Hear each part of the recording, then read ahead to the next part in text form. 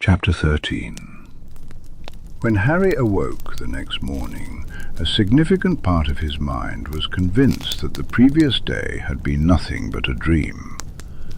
But he had never slept in a bed this comfortable, certainly not at the Dursleys, and not even at Hogwarts. He cracked one eye open, a grin spreading across his face. Even without his glasses, he could tell he wasn't at Privet Drive anymore. His new room was truly incredible. He had been too tired to take it all in the night before, but now he sat up and put on his glasses, hardly daring to believe that this room was entirely his. The alarm clock on the bedside table read 6:15, and Harry doubted anyone else in the house would be awake at that hour. He briefly considered going back to sleep, but it was no use. Now that he was awake, he felt restless. His gaze shifted to the trunk at the foot of his new bed. His wand was still in its holster on the bedside table, and he couldn't help but grin. Sirius had told him he could do as much magic as he wanted. The unpacking spell was one he had found in 100 Spells Every Wizard Should Know. Harry hadn't had much chance to practice it, but he had managed it fairly well the last time he tried. He opened his trunk and wardrobe, as well as the top drawers. Wand in hand, he murmured the spell. It was all about visualization. He needed to think clearly about how he wanted his belongings organized, or they would just jumble themselves haphazardly in his wardrobe. To his delight, his neatly folded clothes began to float out of the trunk, arranging themselves just as he envisioned. They hung themselves on hangers or folded neatly into the drawers, and Harry laughed triumphantly when all his clothes were exactly where he wanted them. Next came his books. With a flick of his wand, they began to sort themselves alphabetically on the empty shelves. There was still so much space left, and Harry was eager to fill it. The rest of his belongings he placed by hand, enjoying the process of making the room truly his own. Hedwig's cage perched on top of the dresser, while his firebolt leaned against the window. A few cherished photos were arranged on the shelves alongside the sneakoscope from Ron. His quills and parchment sat neatly on his desk, waiting for him to tackle his homework. The little wizarding wireless found its place on the bedside table next to the alarm clock. As Harry opened the drawer of his bedside table to tuck away his photo album, he froze. Inside, neatly lined up, were several potion vials, each labeled in Snape's precise, spidery handwriting. Bruise balm, for topical application only. Skelliglow, only use if necessary. Nutritional supplement, 6 doses, marked, take before sleep. Standard healing potion, grade 3, drink on an empty stomach.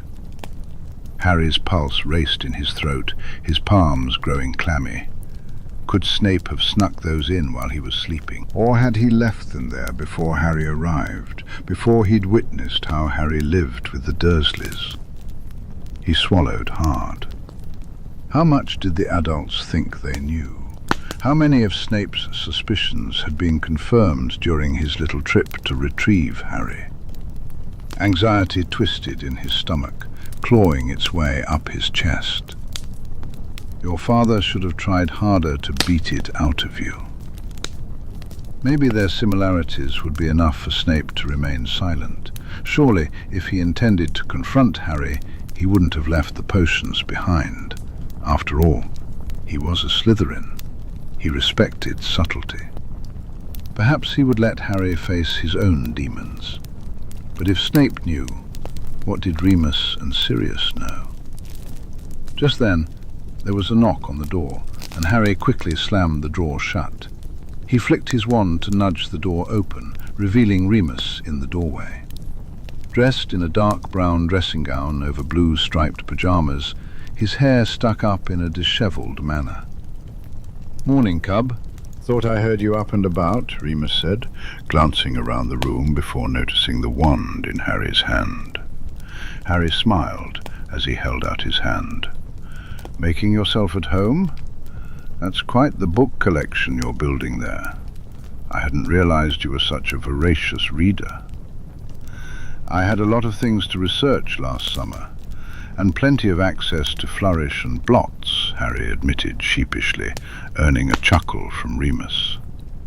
"I'm glad you're settling in. Are you hungry? Kerry should have breakfast ready soon." Harry's stomach rumbled loudly enough for both of them to hear. "I could eat," he replied after a moment. Remus snorted. "Are the others up? Sirius and Professor Snape?" Harry felt a blush creep onto his cheeks. "Sirius is still in bed, but Severus is already downstairs." Remus paused, looking a bit conflicted. "Harry, are you sure you're all right with our relationship? If it's too much for you—" "No, really," Harry insisted, desperate to reassure him. "It's not that. It's just that he's my potions professor, and he's hated me for as long as I've known him. Seeing him being nice is just weird." Something in Remus's posture seemed to relax as he ran a hand through his messy hair. "Severus is a man of many masks, with many roles to play," he conceded. "I told you before, he doesn't hate you. By the end of the summer, you two might even be friends." Harry shot him a look that suggested he was pushing his luck. Remus winked. "You never know, Harry. He keeps his emotions close to his chest, but he's really not as awful as he likes to pretend. In some ways, you two are actually more alike than you know." Harry couldn't help but recall his Aunt Petunia's words, and he swallowed hard. He wasn't sure if that was something he wanted in common with Snape. "I expect it will take time for you two to warm up to each other," Remus continued, oblivious to Harry's internal conflict. "But deep down, he cares for you." "Him?" Harry bit his tongue as soon as the question slipped out, his cheeks flushing. Remus looked slightly taken aback, but a soft smile soon spread across his face. "I have loved Severus since before I even understood what love truly was," he replied without shame. "And as difficult as it might be for you to grasp, he loves me too. He's just not the most expressive man on the planet." He shook his head, as if shaking off a daze. "Anyway, enough of my lovesick rambling. Breakfast!" Harry followed him down to the kitchen, where Professor Snape was already seated at the table, reading the Daily Prophet with a cup of tea beside him. Kerry was busy at the stove frying eggs. "Can Kerry get you anything to drink?" she asked cheerfully. "We have tea, coffee, pumpkin juice, orange juice, milk." "Orange juice would be great, please," Harry said. With a snap of her fingers, a glass of orange juice began pouring itself from a jug on the counter and floated over to him. At Remus's request, she prepared more tea. "Master Sirius is still snoozing," Kerry said with a fond reprimand, causing Remus to chuckle. "He isn't used to being allowed to lie in. He'll be down as soon as he catches a whiff of that bacon." Harry watched as Remus leaned over Snape's shoulder, one hand resting gently on the man's back, frowning at the article in the Prophet. Snape didn't seem to mind the contact. He merely tilted his head to give Remus a better view. Then Remus sat down at the table in the same spot he had occupied the night before. It was a strange sight for Harry.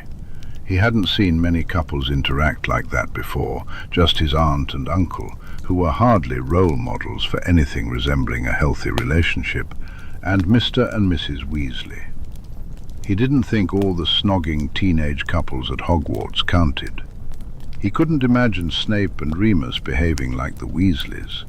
Their frequent pecks on the cheek and sweet terms of endearment made Harry smile. He imagined Snape might burst if Remus ever called him sweetheart or darling.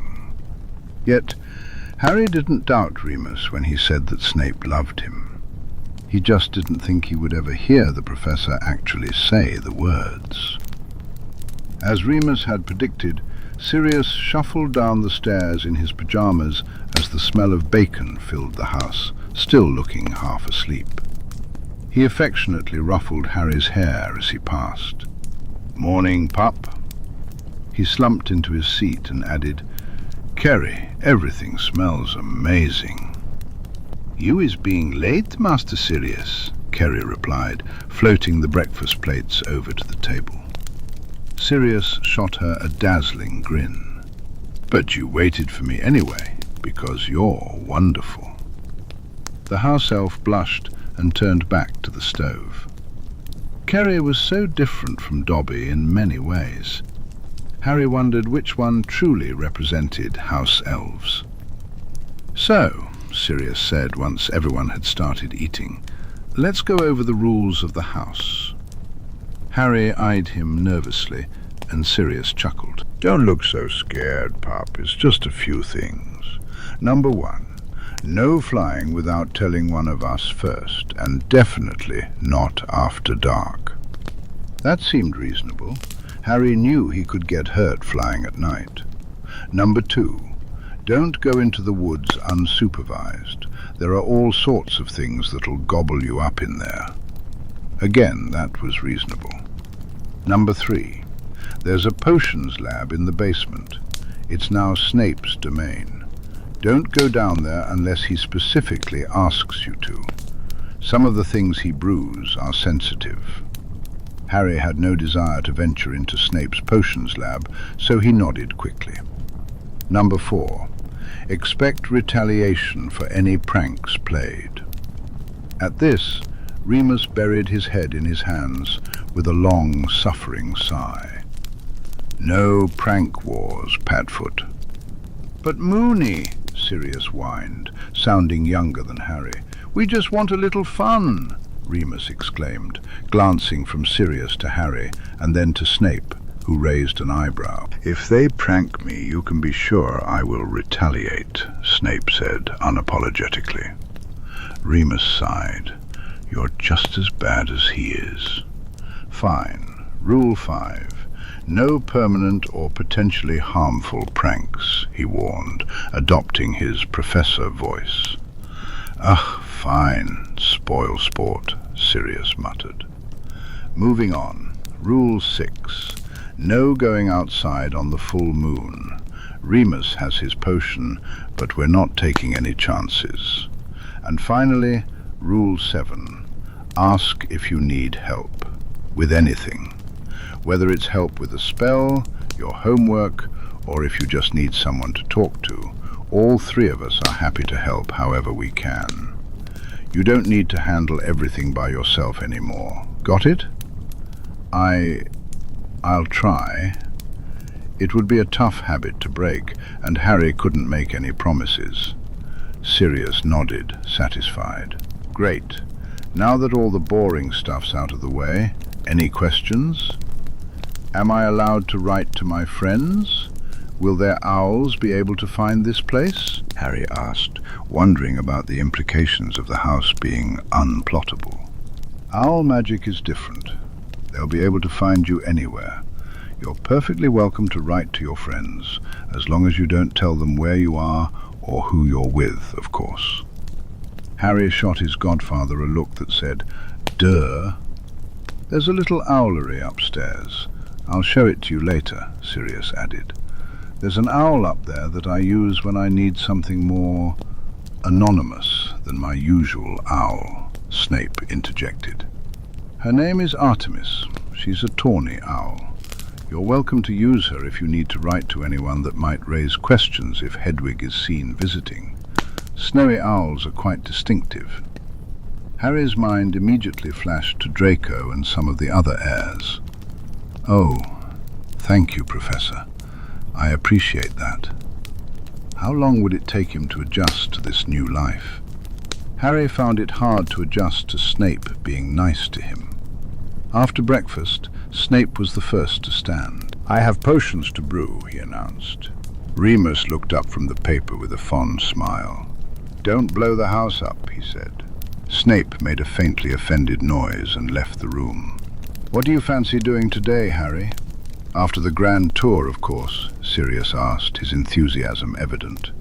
"I don't know," Harry replied, feeling uncertain. He had never been allowed to do whatever he wanted before. "I might go flying." "How about I show you around first and then you can decide," Sirius suggested, clearly eager to give Harry the tour.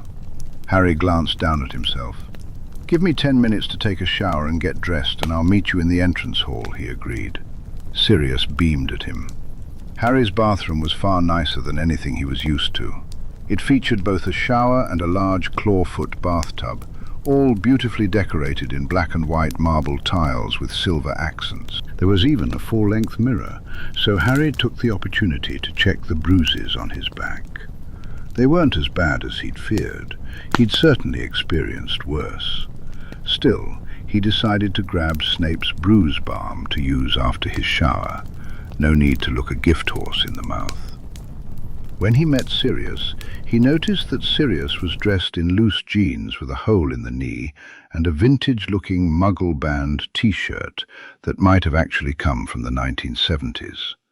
"Perfect! Come on!" Sirius exclaimed, grabbing Harry's hand and tugging him toward a room he hadn't been in yet, and the tour began.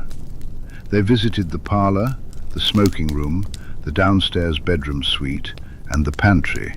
Of course, they stopped in the kitchen, where Kerry waved at them while cracking several eggs into a bowl.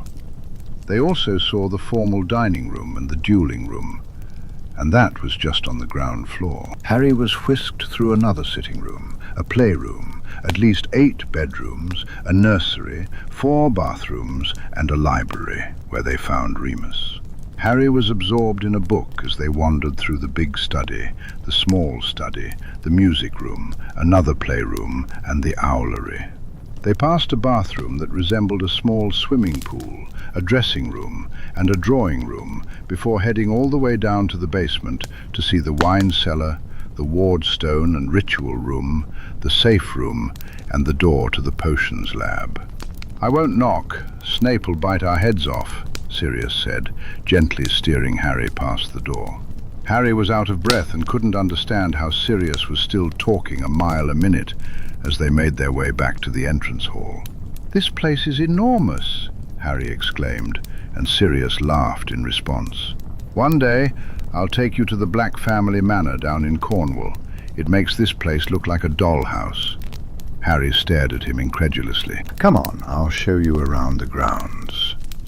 Outside, the sun shone brightly, and Sirius tilted his head back with a grin, soaking in the warmth for a moment. "Still not used to that," he murmured to himself. Harry's heart twisted. There hadn't been any sun in Azkaban. But Sirius quickly shook it off, cheerfully marching onward. "The tree line is the property line, so don't ever go past it unless one of us is with you." The woods surrounded the entire house. Even the driveway led straight into the trees. "All the fun stuff is around the back. Come on." Their first stop was the stables, which had 5 stalls, only one of which was occupied. "Buckbeak," Harry greeted cheerfully, offering the hippogriff a bow. Buckbeak returned the gesture, then butted his head against Harry's chest, demanding some affection. As they left, Buckbeak followed them, occasionally nudging Sirius's shoulder with his beak in a friendly manner. "There's a greenhouse over there. It's a bit wild at the moment. Kerry wasn't sure what to do with it all these years. I think Snape plans to grow some potion ingredients in it, but I'm not sure how much of a green thumb he has. If you want to dive in, take one of us with you. We're not entirely sure what's growing in there right now. Something might just bite your head off." Harry laughed, but a quick look at Sirius's face made him realize the man was completely serious. He thought of some of the plants in the restricted greenhouses at school, reserved for 7th-year study only, and grimaced. "Is that a swimming pool?" Harry gaped at the stone-edged pool sunk into the ground. Yup, Sirius replied proudly. Got it up and running on Saturday. Feel free to take a dip whenever. If you're drowning, just yell for Kerry. He winked, making it clear it was a joke. Also, look over there. Sirius pointed, but then tilted his chin until Harry was looking up. He gasped. A Quidditch pitch? Half pitch, Sirius corrected. Not quite enough room for a full one. I know you're not a chaser, so the goals might not matter as much to you, but they're there if you ever want to try your hand with a quaffle. There's a full set of equipment in the broom shed. The snitch hasn't been used in a while, so it might be a bit wonky, but we can always have Remus or Snape pick up another one. Sirius, this place is incredible. Harry couldn't believe it. Not only was he away from the Dursleys, but he was at a house with a swimming pool and a Quidditch pitch. It was unbelievable. It's pretty great, isn't it? Sirius agreed wistfully.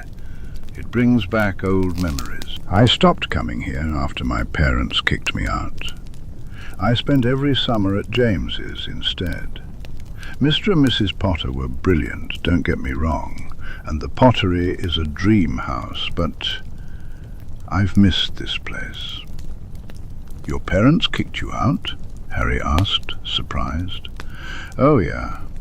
First, I sullied the family name by being sorted into Gryffindor. Then Sirius leaned back, reminiscing. I made friends with half-bloods, muggle-borns, and light wizards. Once I did that, there was no turning back. I blasted my name off the family tree, but they never officially disinherited me. There's a complicated ritual for that.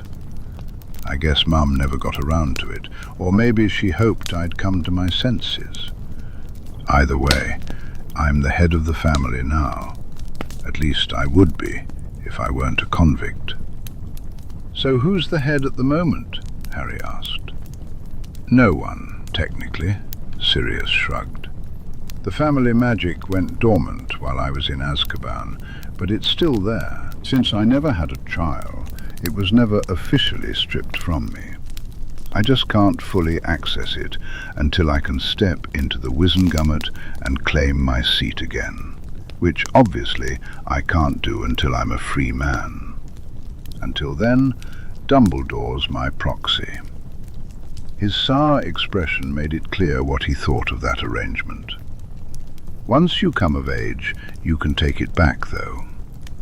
Unless we can get your name cleared before then, Harry pointed out. Don't give up hope, Sirius. Sirius shrugged again. It doesn't really bother me either way. I've got you and Moony, and I'm out of that blasted prison cell. That's all I need for now. Just then, a bell rang out across the grounds, and Sirius grinned. Lunch is ready. When Sirius and Harry joined Remus and Snape at the table, they were already engaged in quiet conversation. I still think it's too early, Severus, Remus said, glancing up as they arrived. Hello, boys. Been keeping out of trouble? For the most part, Sirius replied easily, sprawling lazily in his chair and reaching for a plate. Kerry had made a quiche loaded with vegetables and ham, and Harry's stomach growled in response. Eat up, pup, you're a growing boy, Sirius encouraged, eyeing Harry. With plenty more growing to do, by the looks of you. Even Lily would be impressed. Wasn't that short at your age? Harry ducked his head. He had come to terms with his height. Kids who grew up in cupboards and barely got enough to eat didn't usually end up 6 feet tall. Having fun, Harry? Remus asked kindly. Harry beamed. Oh, yeah. Did you know this place has a Quidditch pitch? I can't wait to fly. And the library is huge. I bet there are books here that aren't even in the Hogwarts library. Definitely. Some of those books are older than Hogwarts itself. So, no food or drink in the library, all right? Remus warned, and Harry nodded. As he ate, Harry gathered his courage for a question. "Were you serious last night when you said you'd train me?" he asked, tentatively. "If you don't want to, that's fine. I'm sure you're all busy, but—" "Harry, we'd be happy to," Remus assured him. "All three of us. That's actually what Severus and I were just discussing before you came in. If it's all right with you, I put together a sort of schedule for the summer. It includes everything we thought you'd need to learn, and we can always add more if you pick things up quickly, or if there's something else you'd like to learn." He handed Harry a piece of parchment, and Harry unrolled it curiously. Monday a.m. Schoolwork. Monday p.m. Miscellaneous spell work. Tuesday a.m. Dueling and defense. Tuesday p.m. Free time. Wednesday a.m. Potions. Wednesday p.m. Occlumency. Thursday a.m. Free time. Thursday p.m. Wizarding culture. Friday a.m. Warding.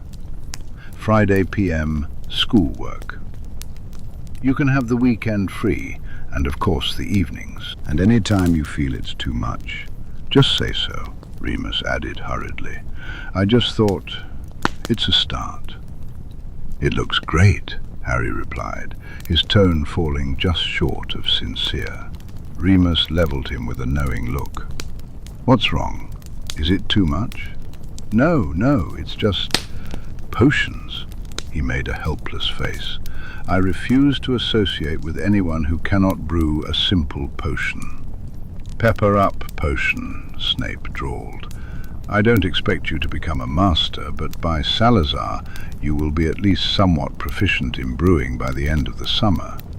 Potions are an essential part of wizarding life, and you need to be capable of brewing at least basic healing potions. There may come a time when there's no one you trust available to brew them for you. Harry sighed. He hated to admit it, but Snape had a point. Maybe he would be better at potions without Slytherins throwing things into his cauldron, or Snape taking points every 5 minutes. Unless... You can't take house points during the summer, right? He asked suspiciously. Snape's lips twitched. That is correct, Mr. Potter. Okay then, I'll study potions. He noticed Remus lifting his glass of pumpkin juice to hide a smile.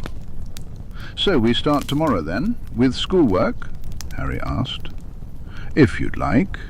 I figured you could get your homework out of the way, and then we can use that time to go over anything from previous years that's given you trouble, or get a head start on next year's work, Remus suggested. Works for me. Harry leaned back in his chair, contemplating how to spend his afternoon. He really wanted to try out that Quidditch pitch. I think I'm going to go flying, if that's all right. He raised an inquiring eyebrow at Remus, who seemed to be the most responsible of the trio. Remus nodded. But first, I'm going to write some letters. Am I all right to borrow your owl, Professor? I have no need of her for now, Snape acquiesced. Harry smiled in thanks and excused himself from the table, hurrying up to his room. The first letter he wrote was to Draco. Draco, first off, this is Artemis. She belongs to a friend. I thought Hedwig might give the game away a bit. How are you? Are you in Italy yet, or France? I hope your summer is off to a good start. Mine got unexpectedly better than I can't tell you why. Let's just say I have some unexpected company. Are you going to the Quidditch World Cup this summer? Ron's going to see if his dad can get tickets. I think it would be brilliant to go, but even if I can't, I'm looking forward to a great summer. Hope you're well, Harry. Harry read over his note, relieved. That seemed all right? Not too much information, and not too forward. His friendship with Draco was still so new and uncertain, he never quite knew how to act around the blonde. Next, he wrote to Neville. Hi, Neville. Hope you and your gran are doing well. Any fun summer plans so far? My summer is shaping up to be pretty good, for once. I'm planning to write to a few mutual friends this summer if I can. If you know anyone who would like to write to me, let them know I'm all set to receive owls. Talk to you soon, Harry. After that, he penned a couple of short letters to Hannah Abbott and Susan Bones, letting them know he was available for correspondence over the summer, and that he'd be happy to keep in touch if they wanted to. Once Artemis had taken those letters, he thought he might write a few more. There were others he wanted to reach out to. He should probably write to the twins, and Ron and Hermione too, to keep them from getting suspicious, but he didn't want to overwhelm the owls with too many letters at once. Having already visited the owlery once that day, he was pleased to see Hedwig perched on one of the overhead beams, looking content. Beside her were 3 other owls: Remus's barn owl, Horatio, Snape's dark screech owl, Asphodel, and Artemis, a fairly unremarkable tawny owl who cooed softly at Harry when he called her down. "You too, Hedwig," he requested, securing the letter to Neville on her first. No one would bat an eye at Hedwig visiting the Longbottom household. Once she was off, Harry gently attached his 3 notes to the others. "Take that one last letter and wait for a response, okay?" Harry said, pointing to the letter meant for Draco. Artemis hooted, bobbed her head, and took off through the open window. Harry watched the 2 owls fly away for a moment, then grinned. It was time for him to do some flying of his own. Once Harry had thoroughly exhausted himself on his firebolt, he took a quick shower and went in search of some company. He found Sirius in the main living room, sprawled out on the thick rug in front of the fire. At first Harry thought he was asleep, but then Sirius lifted his head and blinked at him. "Hey, pup, have a good fly?" "It was great," Harry replied enthusiastically, sinking into the nearest armchair. He didn't often get the chance to just enjoy being on his broom, feeling the wind rush through his hair and the adrenaline pumping as he dove and flipped through the air. "By the way, I never thanked you for the firebolt. I really love it. It's amazing." Sirius rolled onto his back, a contented grin spreading across his face. "Glad it makes you happy, pup. You'll have to let me take it for a spin sometime. I haven't been flying in years." "Did you play Quidditch?" "I was a beater in my 5th and 6th years, but I wasn't as passionate about it as the rest of the team. By 7th year, I decided to let my spot go to a talented little 3rd year. I always enjoyed flying, though. James and I used to spend half our summers on brooms. We could never convince Mooney to join us." "You should get your own broom," Harry suggested. "Then we could go flying together." "I might have to. It's been a while since I tossed a quaffle around, but I'm sure I'll pick it back up eventually." He turned his face toward the fire. It wasn't exactly cold outside, but Sirius didn't seem to mind, basking in the warmth. Harry felt the warmth from the flames as Sirius spoke. "We're going to have a great summer, pup. It'll make up for all the rubbish ones, the ones I missed." "It wasn't your fault, Sirius," Harry insisted. Sirius grimaced. "We'll agree to disagree there, Harry." He sat up, running a hand through his chin-length hair. "Are you sure you want to spend your summer having lessons? I know there are things you want to learn, but if Remus is pushing the schedule a bit too hard, you can let me know." "No, I honestly want to," Harry promised. "It's way better than spending my summers weeding the garden and cooking for the Dursleys." He noticed Sirius frown and quickly added, "Besides, school is great and all, but there's so much magic they don't teach you. They think it's not important because kids in wizarding families grow up with it. I want to learn everything I missed out on by being raised by muggles.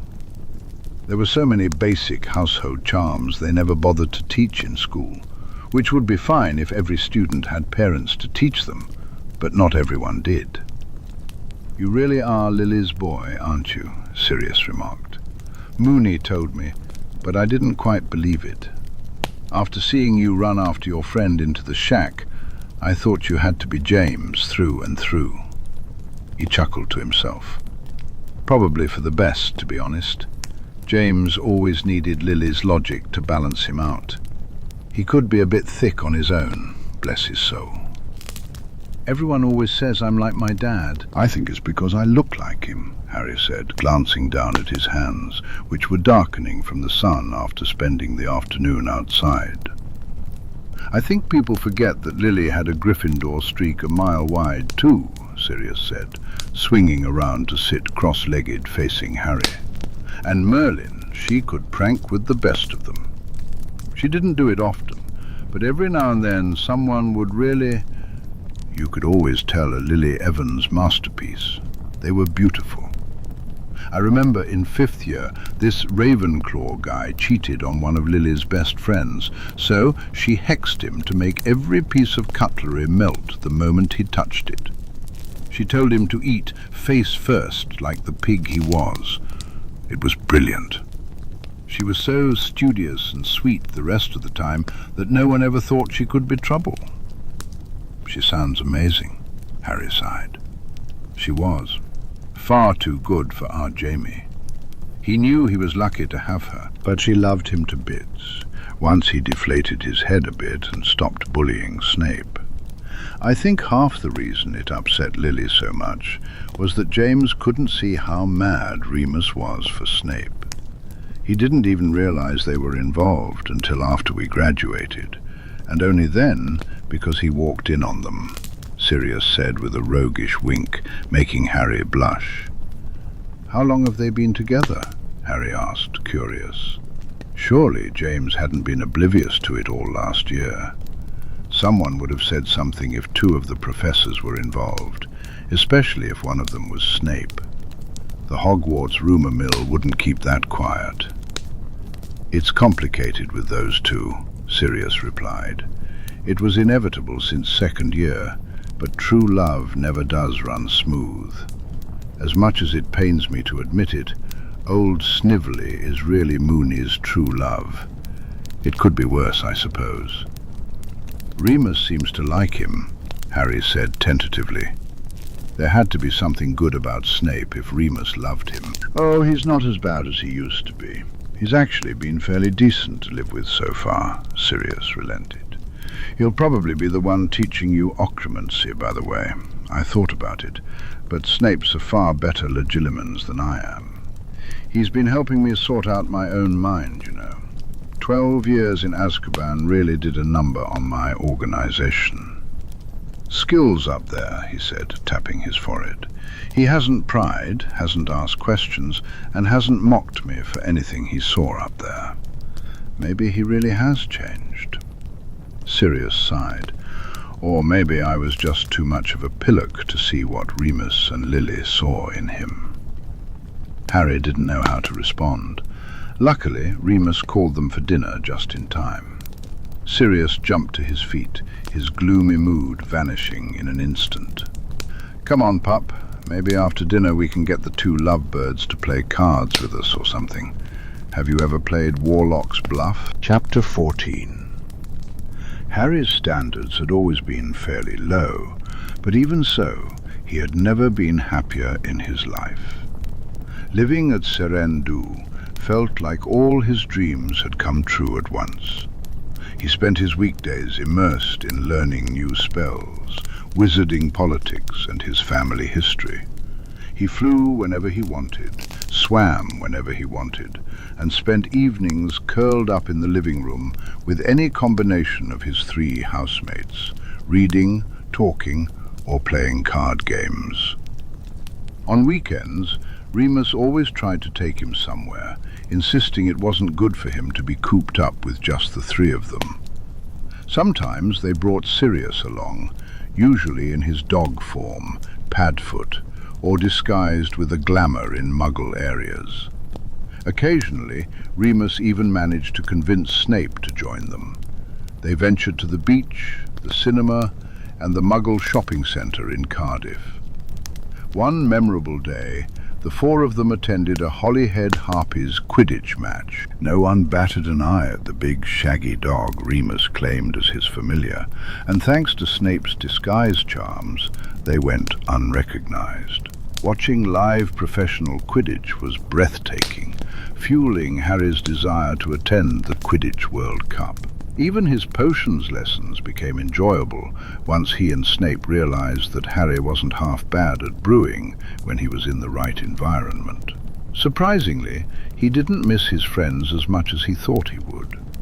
He wondered if that made him an awful person, but he genuinely liked his little bubble of happiness. Sure, it could get a bit lonely at times.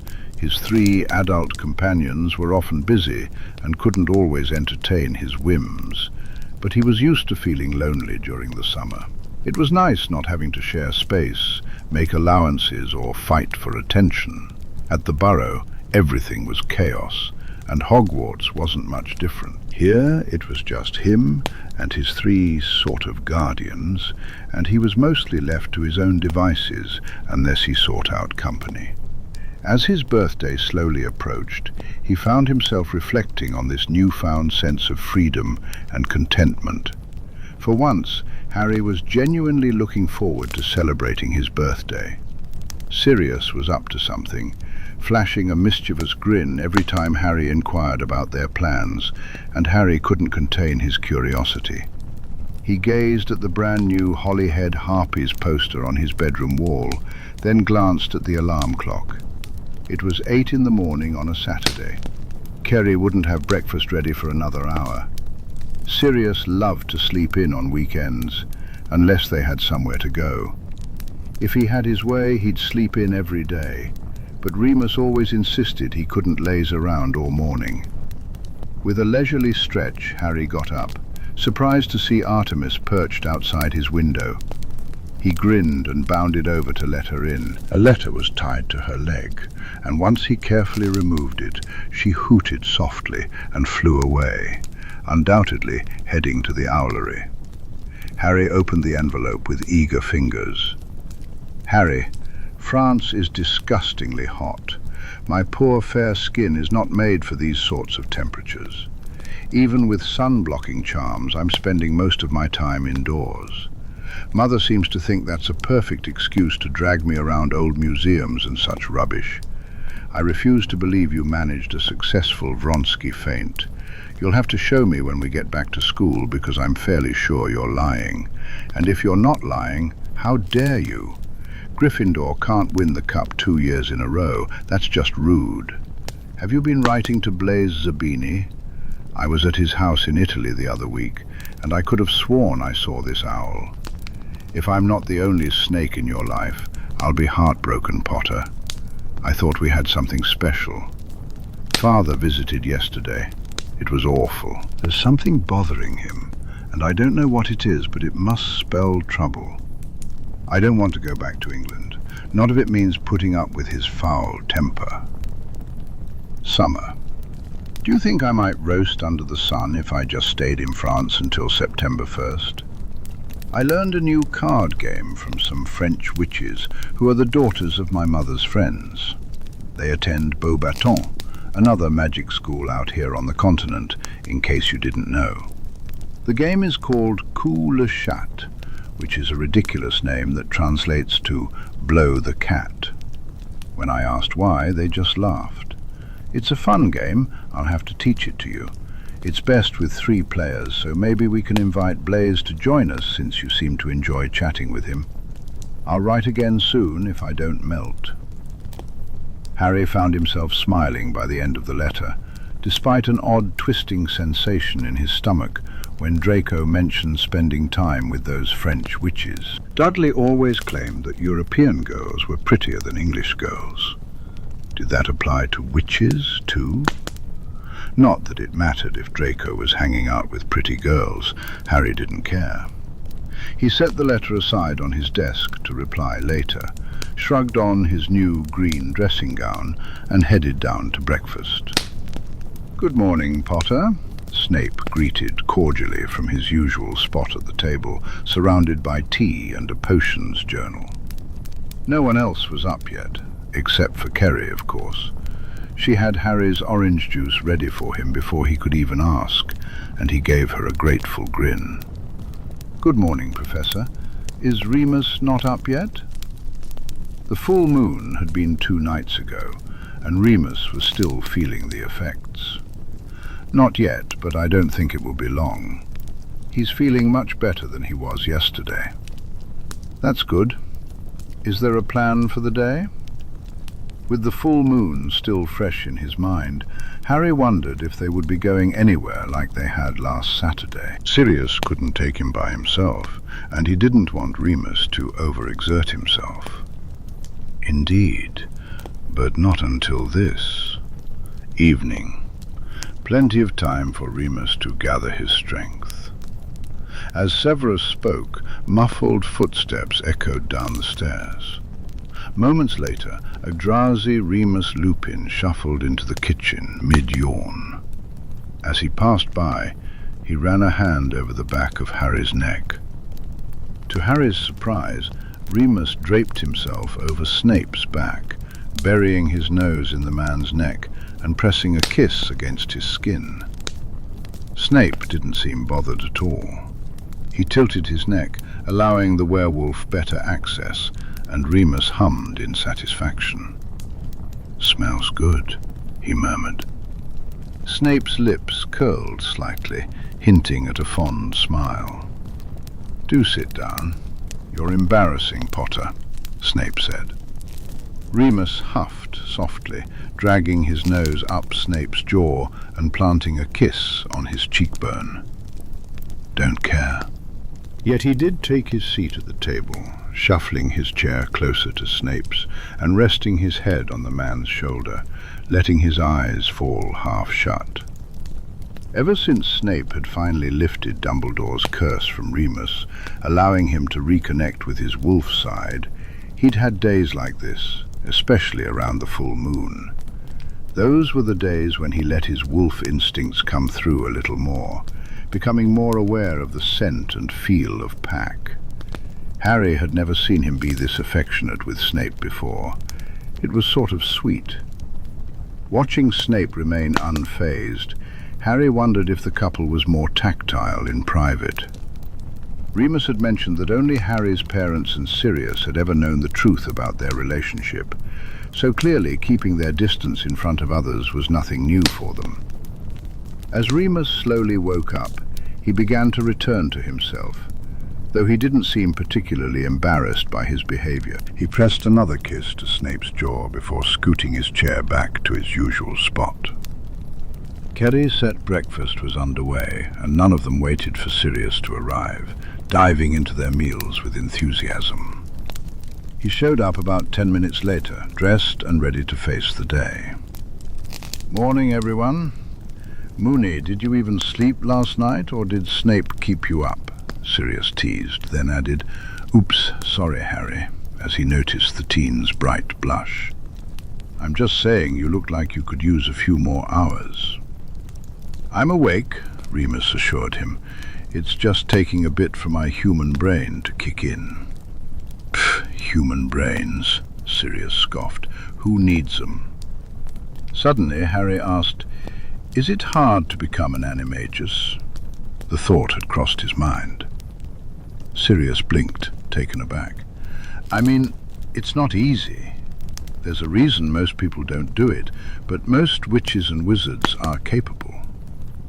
"How old were you and Dad when you did it?" Harry inquired. "About 16, Sirius replied, his brow furrowing in thought. "We got the idea halfway through 5th year and managed the transformations by Christmas in 6th. So yeah, around 16 or 17.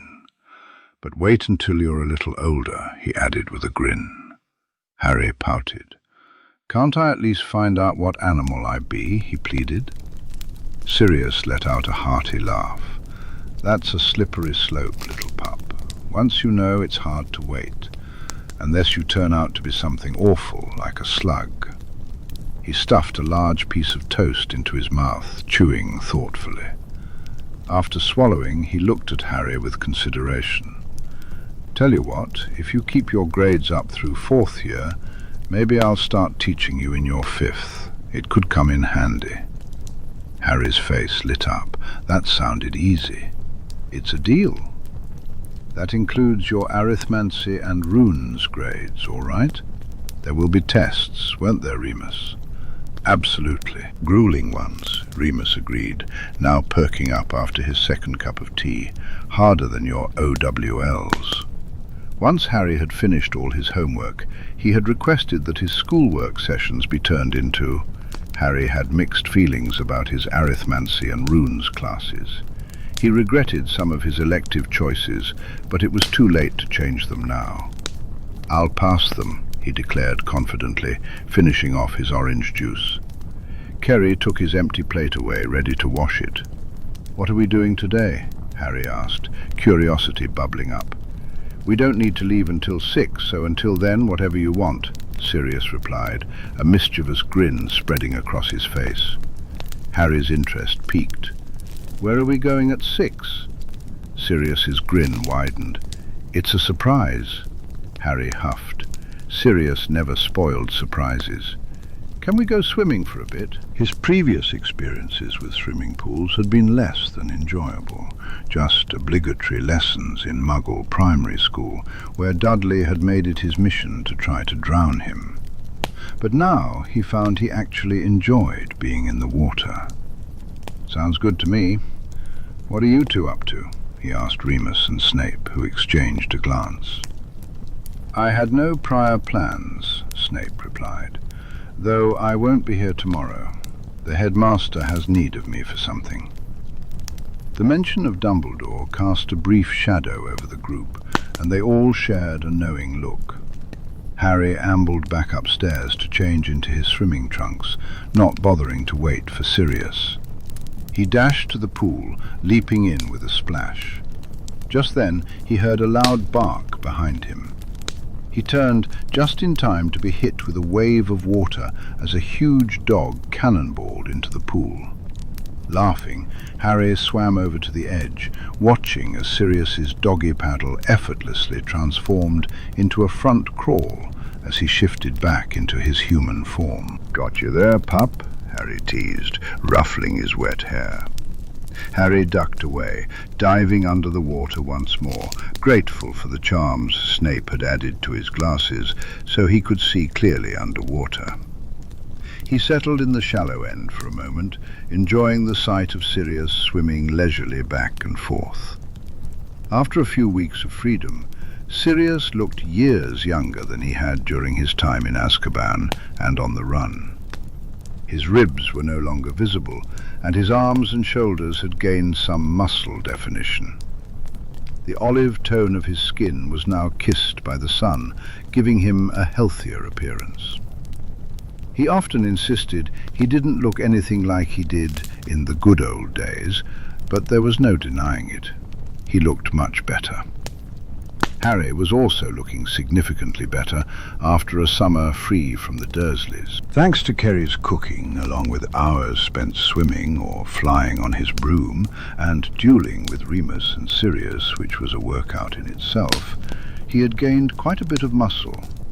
He hadn't grown much taller, just a couple of inches, but he was starting to look less like a starving runaway.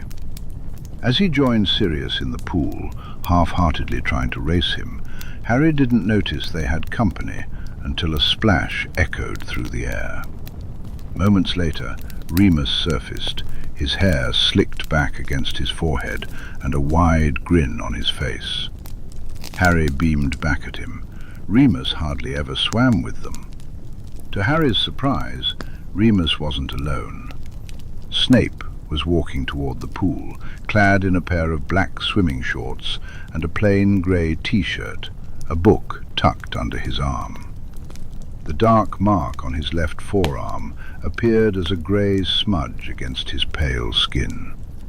He shot a disdainful glance at the trio splashing around in the pool before settling onto one of the nearby deck chairs. Harry couldn't help but stare at Snape's pale, hairy calves. Snape in shorts. Ron would never believe it. Ron wouldn't believe much about Harry's summer at all. Harry swam over to Remus, who ducked underwater and suddenly tackled him around the waist, launching him towards Sirius. He hit the water with a splash that nearly reached Snape, who glared at them from behind his book. "Do you mind?" Snape snapped. "Not really," Sirius replied, a nonchalant grin spreading across his face as he splashed a bit more water in Snape's direction. Harry couldn't help but snicker. "Where's that beach ball gone?" Remus asked, scanning the area for the brightly coloured inflatable they had brought back from their trip to the seaside. Harry glanced around and spotted it wedged under a deck chair. A grin spread across his face as he focused his magic, extending his hand toward the ball. "Accio beach ball," he whispered.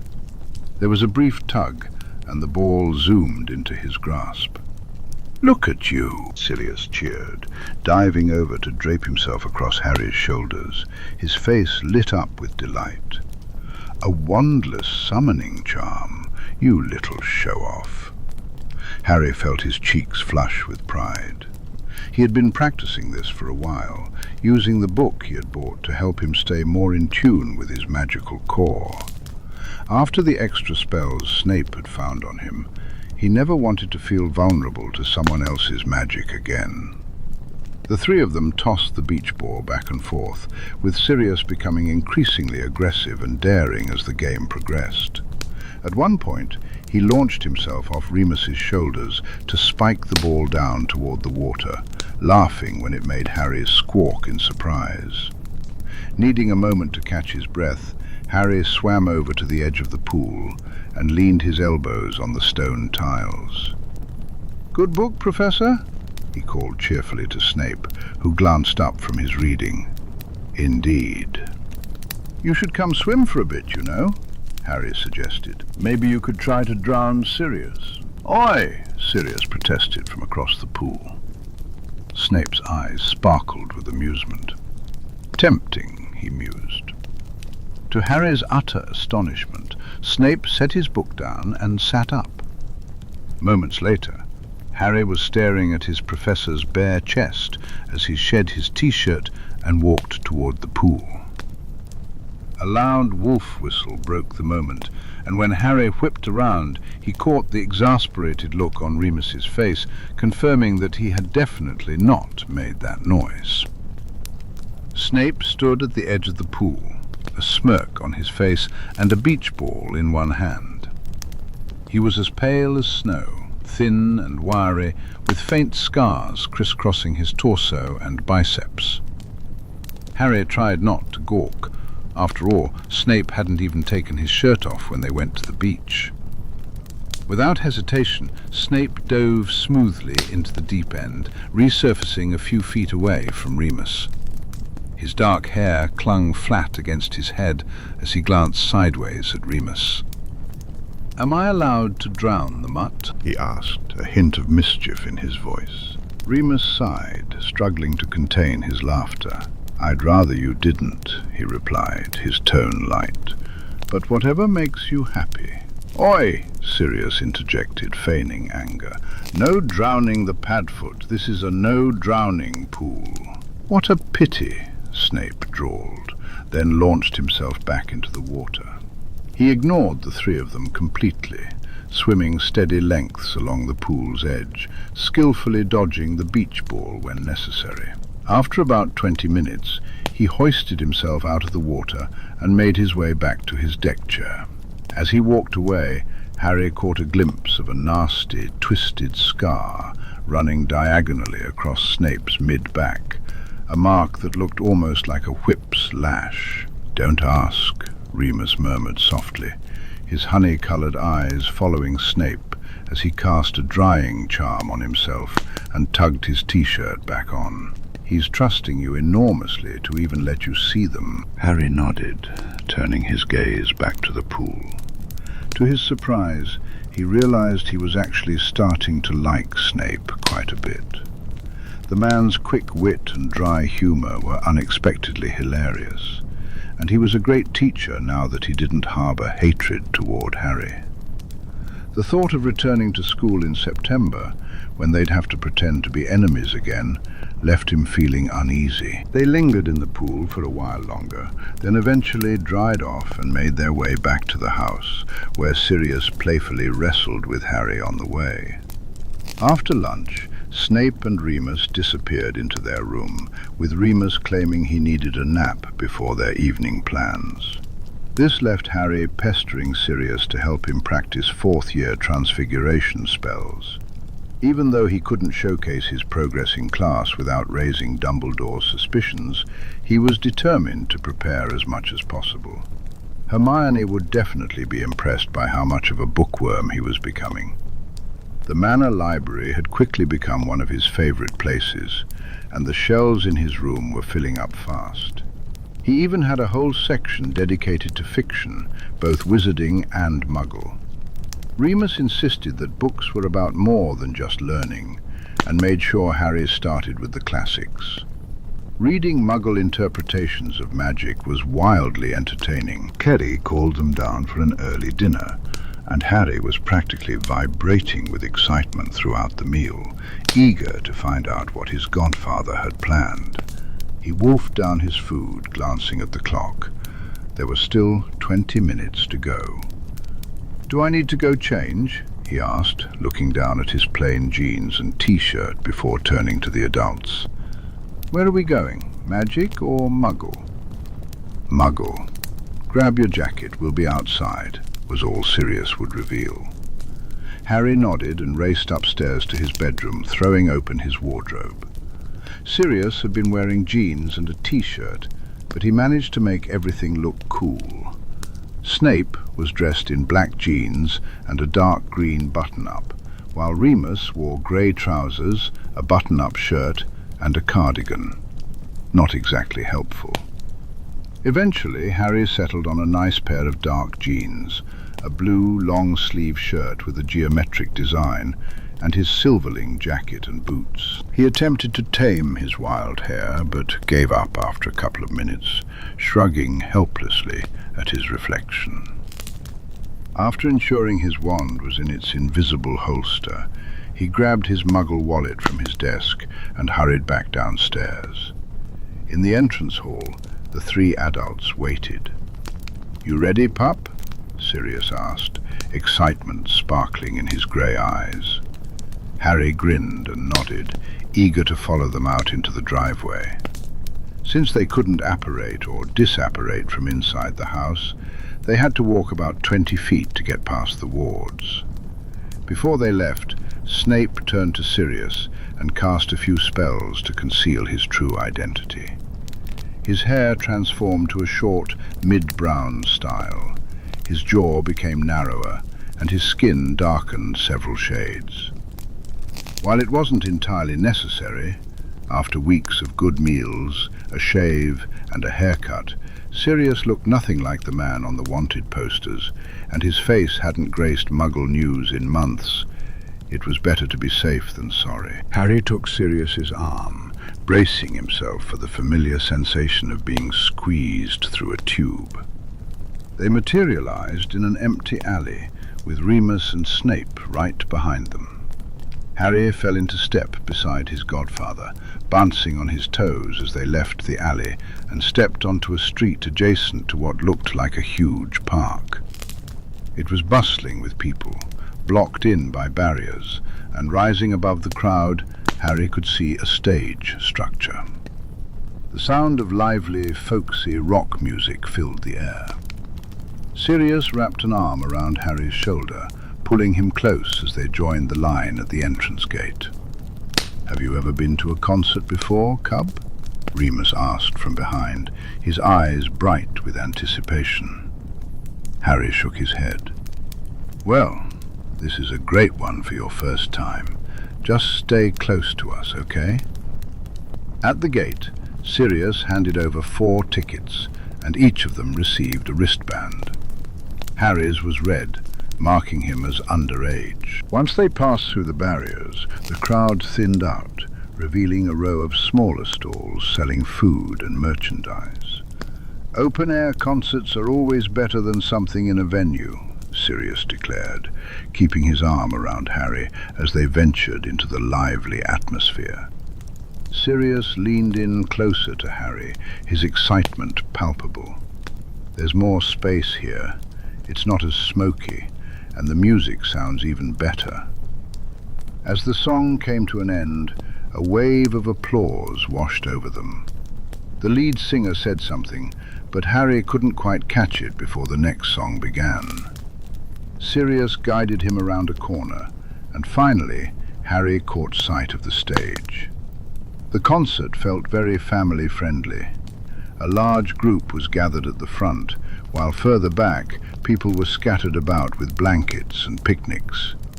Sirius found a perfect spot that wasn't too close to the crowd up front and flashed Harry a grin. "Can you see all right, pup?" he asked. "Yeah," Harry replied, raising his voice to be heard over the music. "Sirius, this is amazing." He'd never experienced live music before. The bass guitar thudded in his chest, and the drums pounded in his ears like a heartbeat. Sirius beamed back at him. "You're gonna love it, kiddo." Harry glanced back at Remus and Snape, who stood close together, but not touching. After all, this was the Muggle world, and they had to be careful. Yet they leaned into each other slightly, as if drawn together without realizing it. Harry liked it when Snape joined them on their weekend outings. It seemed to make Remus happier. The werewolf wore a faint smile, his head bobbing to the rhythm of the music. Sirius suddenly spun Harry around, grasping his hands in his larger ones and lifting them over their heads. Together, they waved them in time with the music, joining the rest of the crowd. Harry laughed, leaning back against his godfather's chest, listening to him sing along with his rich, slightly husky baritone. Best summer ever. Later, Harry sprawled out on the living room sofa in front of a crackling fire, Padfoot nestled between him and the back of the couch, demanding head scratches. Every few seconds, Remus marveled at how much his life had changed in the last 2 months. He had his best friend, his pack cub, and the love of his life all under one roof, with nothing to disturb their peace until school began. He was connecting with his inner wolf in ways he had never experienced before. Transformations were easier than ever, and he felt 10 years younger.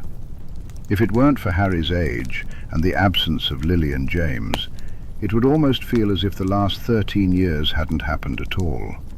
Padfoot let out a loud snore, and Remus chuckled, adjusting himself to get more comfortable. Sirius was improving, but he still often spent time in his animal form. After living as a dog for 12 years, it was tough for him to fully embrace being human again. Harry and Severus were downstairs practicing Harry's Occlumency, which left Remus with nothing to do until dinner. He could get used to this leisurely lifestyle. After struggling to find any job just to survive, he still found it hard to adapt to doing nothing. He missed teaching, more than he expected, to be honest, but tutoring Harry brought him so much joy, and it was nice to take a break too. He tilted his head when he heard familiar footsteps approaching. Was that the time already? Severus appeared in the doorway, his neutral expression quickly turning into a scowl at the sight of Padfoot sprawled across Remus. Remus suppressed a sigh. "I can see I'm interrupting," Severus said sharply. "I'll come back later."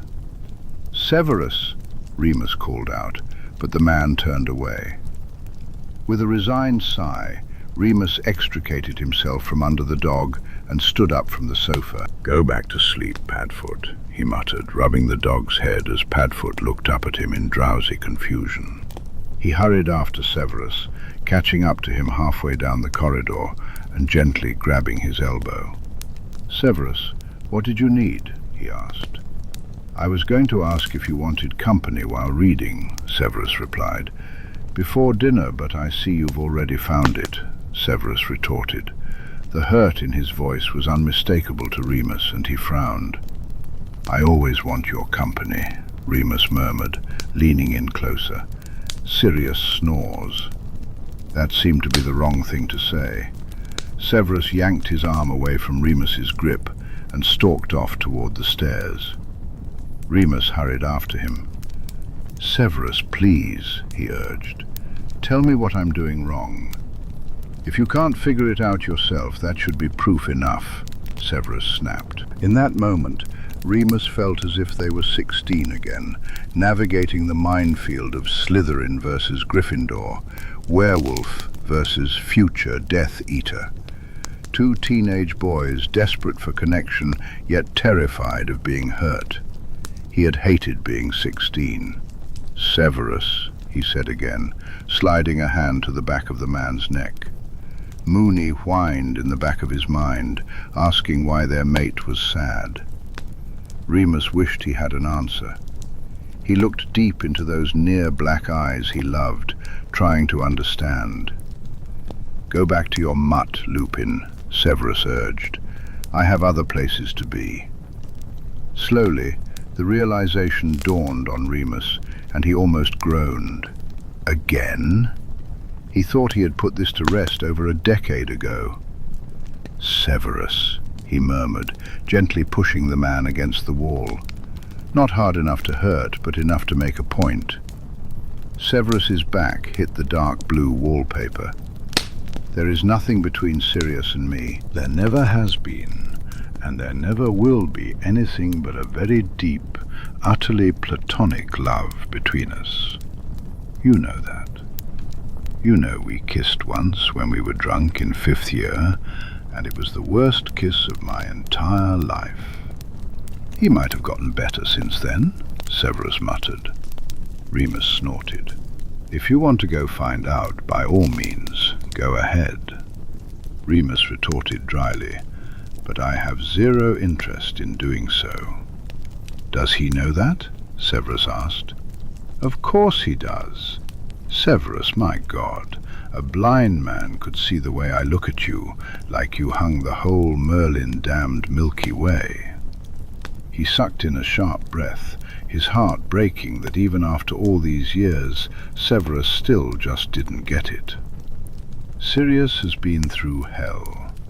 Over a decade surrounded by Dementors, then hiding in the Forbidden Forest, living off rats. He hadn't had a comforting touch since before Lily and James died, until he came here. He still has nightmares about being back in that place. Sometimes he just needs someone there to remind him he's not alone. If I can be that person for my best friend, my brother, then you bet your ass I will. And I lost everything that night. I lost my pack. I lost my place in the wizarding world. I lost you. I've got most of it back now, and I'm so grateful for every day I get to keep it.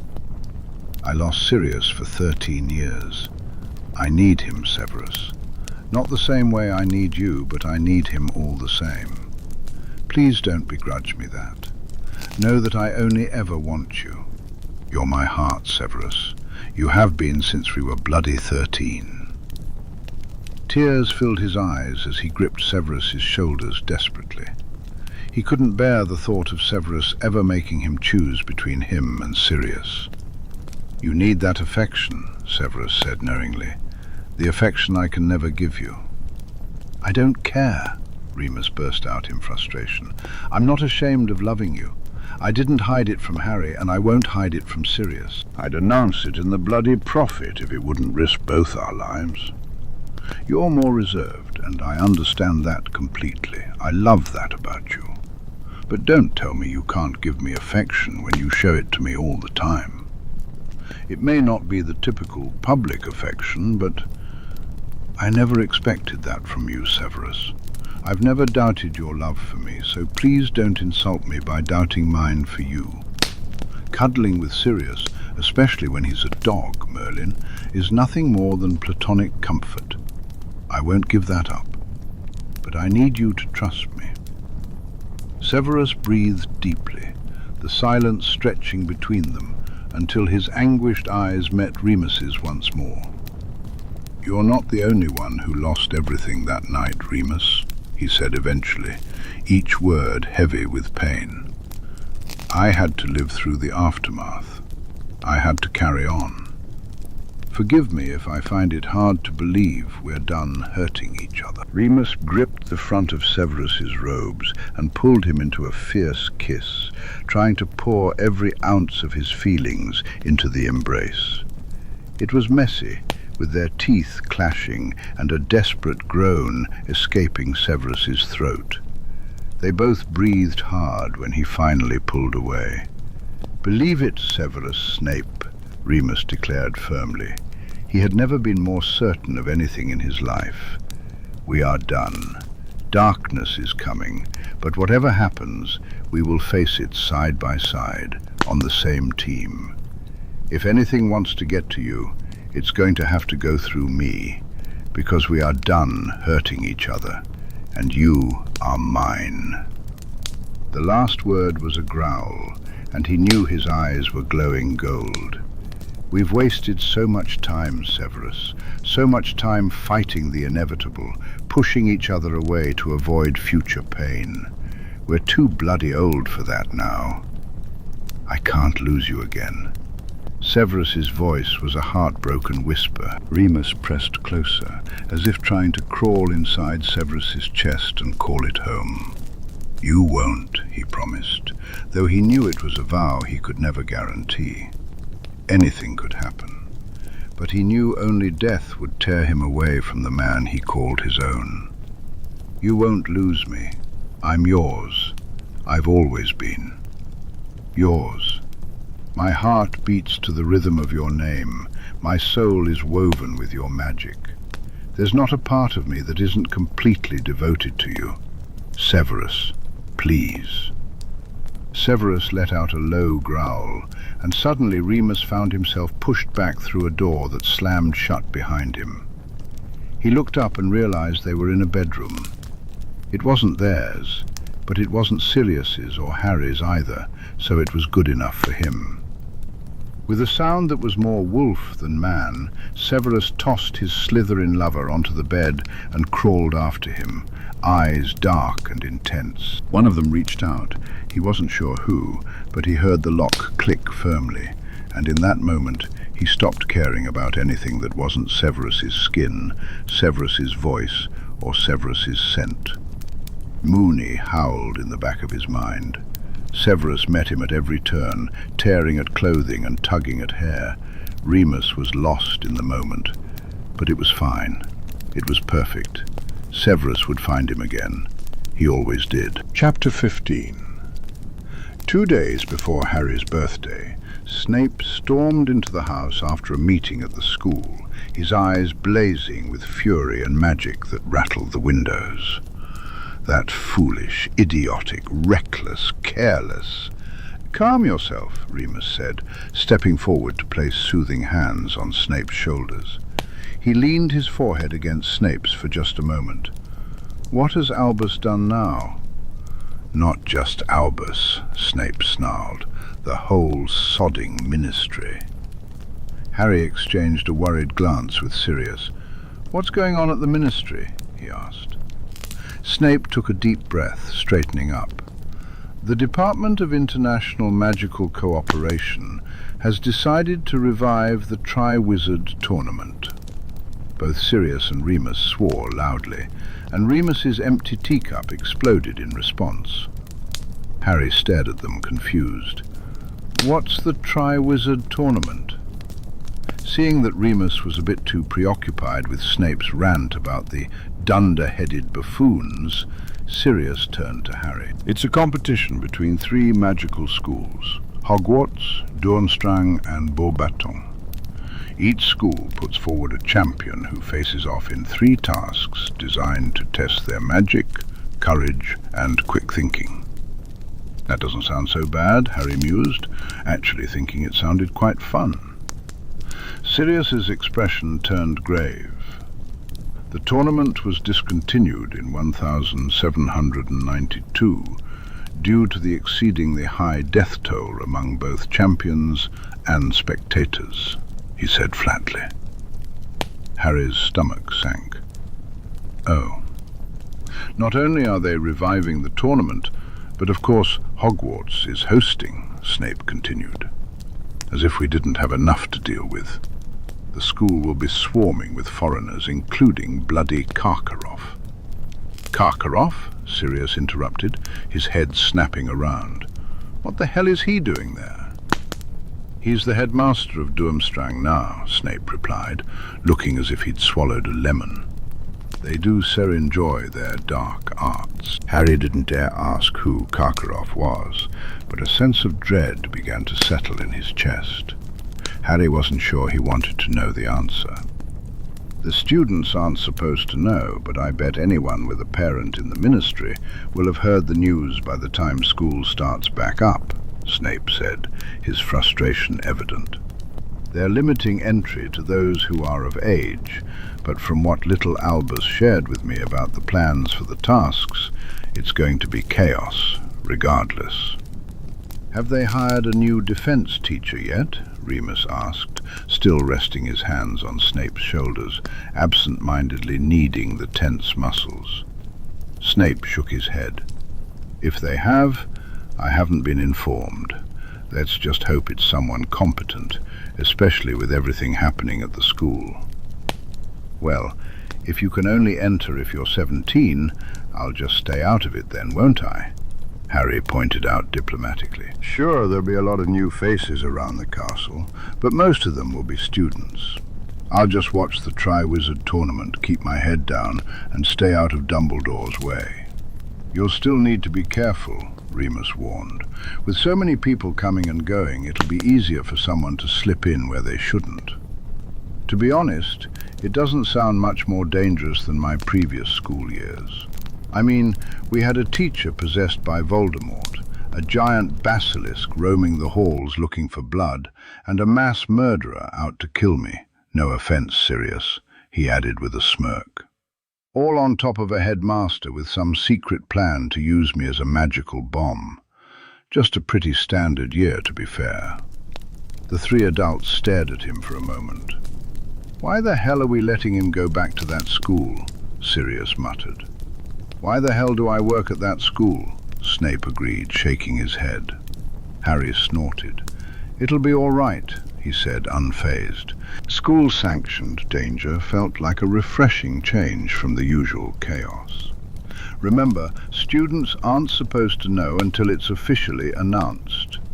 Remember, it was announced, Snape reminded him, and Harry rolled his eyes. I'll just add it to the list of all my other secrets. Don't worry, Harry replied. Snape shot him a dark look. Cheeky little brat. Sorry, Professor, but your glare stopped working on me the moment Sirius turned you into a hamster the other week, Harry admitted with a hint of a smile. All I can picture are those chubby little cheeks. Snape growled again, while Sirius snickered. Harry couldn't help but smirk. At least the windows had stopped rattling. The morning of Harry's 14th birthday dawned clear and sunny, and he was awakened by several owls tapping against his window. The most persistent was the tiny ball of fluff Sirius had given to Ron, a creature named Pig, according to the letter. What? He had stayed up until midnight, as he always did, wishing himself a happy birthday when the clock turned over. But this time he fell asleep quickly, eager to celebrate properly. For the first time ever, he had people to celebrate with. He found presents from all the usual suspects, the Weasleys, Ron, Hermione and Hagrid. But to his surprise, there were also gifts from the twins, Neville, Susan and Hannah. Cards flooded in from Daphne, Blaise, Ernie, Anthony, Sullivan, the Patil twins, and even Cassius Warrington. He'd never felt so popular in his life. However, there was nothing in the pile from Draco, and Harry couldn't help but feel a stab of hurt in his chest. Perhaps the owl was just delayed. After all, Draco was still in France. Suddenly, his bedroom door burst open and Padfoot bounced onto the bed, sending Harry's presents flying. "Padfoot!" he exclaimed, laughing as he gently pushed the huge dog away. "You've made a mess." "That's what magic's for," Sirius replied, now human again and sitting on Harry's bed, beaming. "Happy birthday, Harry." He opened his arms and Harry wriggled over for a hug. "Happy birthday, cub," Remus called from the doorway, watching the scene with a fond smile. "Sirius, let him up, will you? Breakfast is ready. Kerry made pancakes." At that announcement, Harry abandoned his godfather and practically sprinted to the kitchen, skidding to a stop at the table before taking his seat. "Happy birthday, Master Harry," Kerry chirped, her eyes sparkling with excitement. "Kerry made your favourite." She placed a plate in front of him, stacked high with pancakes, topped with homemade whipped cream and fresh berries. "Thanks, Kerry," he exclaimed, eagerly reaching for his knife and fork. "Couldn't wait for the rest of us," Sirius complained as he entered the kitchen, only to find Harry's cheeks bulging with food.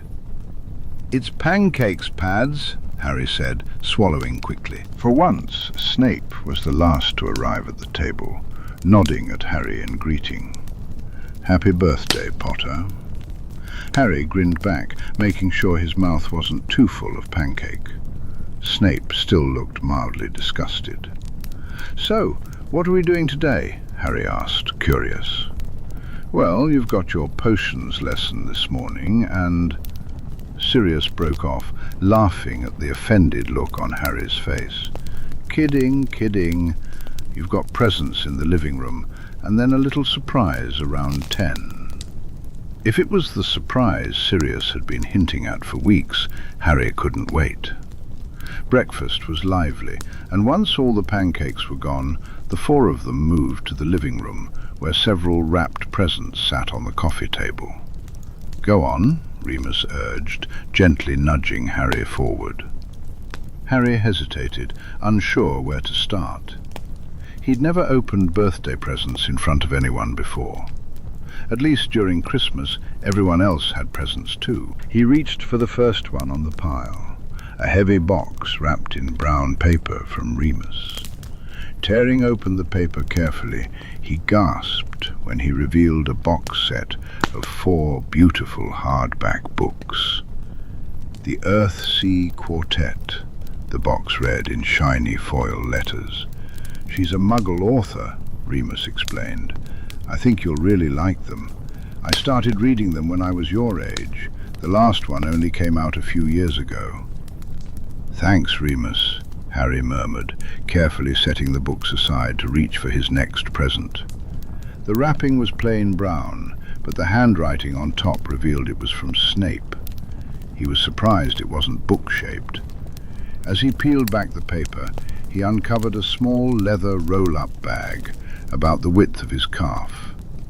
When he undid the buckle, it revealed a dozen potion vials nestled in neat little pouches, each labelled in the same spidery handwriting. Pepper-up potion, pain-relieving potion, dreamless sleep, the list went on. "Should you ever need to medicate yourself without Madame Pomfrey's supervision," Snape drawled, "do try to avoid that. You're just starting to be somewhat useful. It would be a waste if you got yourself killed." Harry grinned widely, and on a sudden impulse took 2 steps across the room to wrap his arms around Snape's waist. "Thanks, Professor." Snape froze for a moment, then eventually lowered a hand to pat Harry's shoulder. Not wanting to push his luck, Harry let go and returned to the table. There were 3 gifts left, all wrapped in shiny silver paper.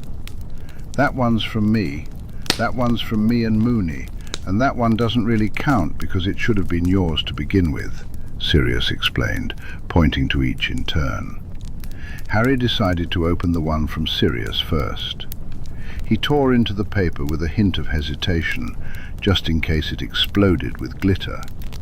Thankfully, it was safe for now. As he ripped the paper all the way off, his eyes lit up at the sight of a Zonko's box. Of course, Sirius had gotten him prank materials. "I figured you could take them to school and keep the old man on his toes," Sirius said with a grin. Toes, the Animagus reasoned, mischief dancing in his eyes. Harry smirked. The gift from both Remus and Sirius was large and squishy. As he unwrapped it, he discovered a beautifully soft, dark grey cloak, adorned with a gold clasp shaped like a paw print. "It's got size-adjusting charms for when you grow," Sirius explained, as Harry gently stroked the wool. "Warming charms and the like. And I thought when the time comes we could have your family crests embroidered on it. Every young wizard needs a good cloak." Harry swung the cloak over his shoulders, feeling the warmth wrap around him like a hug.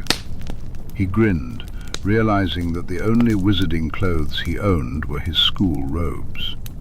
This cloak looked like something Draco might wear. He glanced down at himself, envisioning how it would look with the Potter and Black crests on the front, and Slytherin and Peverell too, he supposed.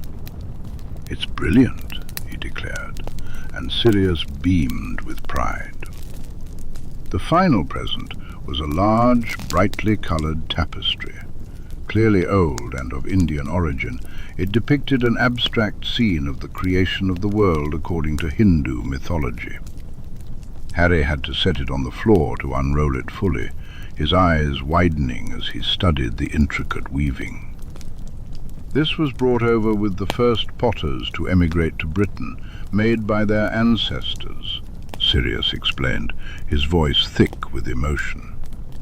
"It's hung in the home of every firstborn Potter since. We can hang it up here somewhere, and when you're old enough to have your own place, you can take it with you. James used to know all about it. I only remember bits and pieces, but I'm pretty sure there's a book about it in the vault." Harry felt a wave of emotion wash over him, surprising himself with a few tears. He had never owned anything like this before. Growing up with the Dursleys, they had always acted as if Harry's skin was just particularly tan, and once he entered the wizarding world, people simply told him about the great magic in his blood. No one had ever acknowledged the history of the Potter family or shared anything about his heritage. "When we can, I'll take you down to the Potter vault, and we can go through everything. I'll teach you about the family. I learned a fair bit living with James for so long. I don't know everything, but I reckon I know enough to get you started," Sirius said hesitantly. "I'm not James. I'm not trying to replace him, but he would have wanted you to learn about where you come from. He would have taught you all that if he could. I figured I can do my best to—" He was interrupted when Harry barreled into his chest, wrapping him in a rib-crushing hug. Sirius quickly returned the embrace, kissing Harry's messy hair. "You've been denied so much, pup. You deserve better." Harry kept his face buried in Sirius's chest until he was sure he wouldn't cry anymore. When he finally pulled away, he still had a lump in his throat. "Right," he murmured. "I'm just gonna take this all upstairs." "Don't forget your surprise at 10, Remus reminded him. "You'll want to be dressed for that." Harry almost forgot about it. He carefully rolled up the tapestry and gathered his presents, heading to his room and letting out a deep breath, still shaking a little. In that moment, he felt a surge of anger toward Voldemort and Dumbledore for taking away everything he should have had while growing up: love, a family, a heritage. Voldemort might have set it all in motion by killing his parents, but Dumbledore was the one who kept him isolated from that point onward. Dumbledore was the one who tried to deny him his family magic. He turned to his wardrobe, shaking the dark thoughts from his mind. It was his birthday. There was no need to feel morose. As 10 o'clock drew closer, Sirius transformed into Padfoot to keep from spoiling the surprise, and Harry retaliated by... Harry playfully sent a few harmless jinxes at Padfoot, who bounced around the entrance hall, barking joyfully to dodge them. "Just tell me," Harry pleaded.